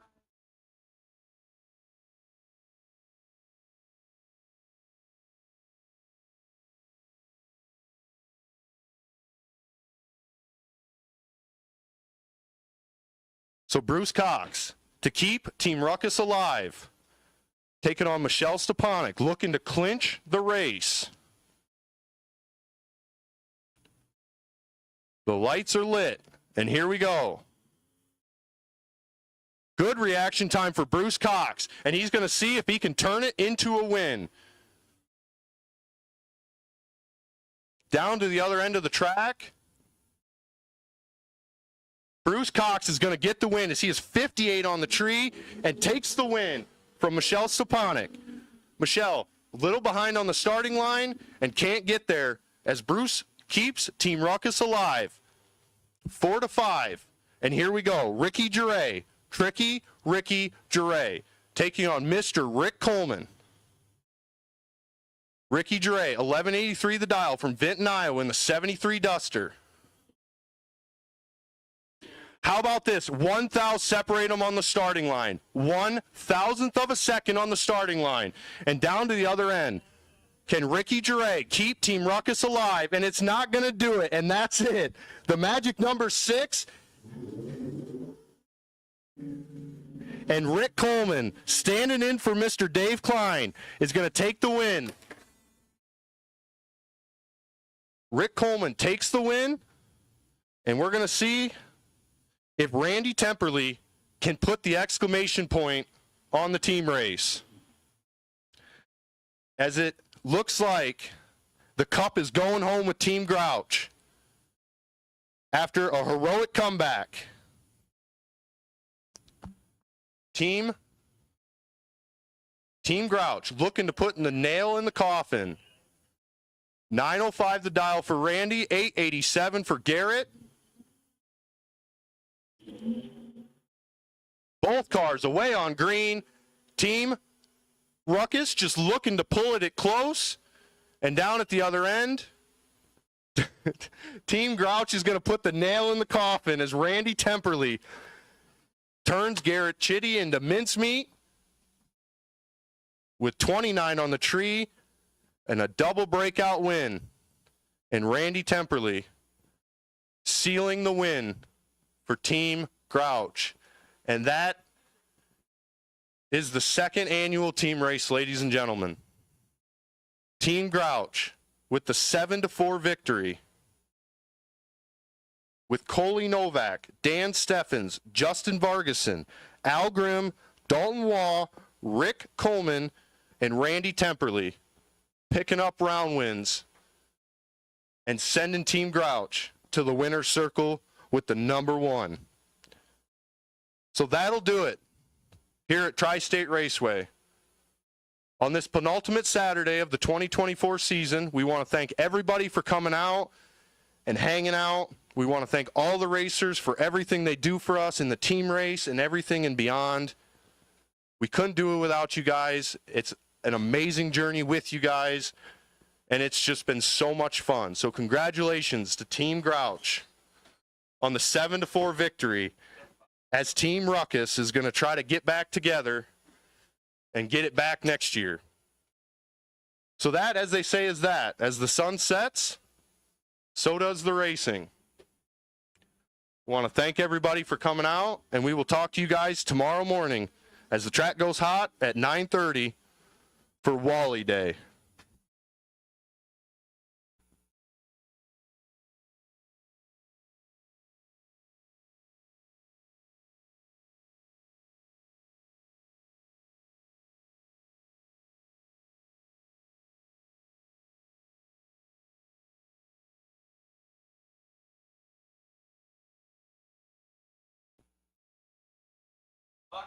I do need every single racer that was in the team race, whether you won or lost, no matter what team you were on. I need you to come to the winner's circle for photos, please. So every single racer, whether you won or lost in the team race, please report to the winner's circle for pictures, please. Thank you.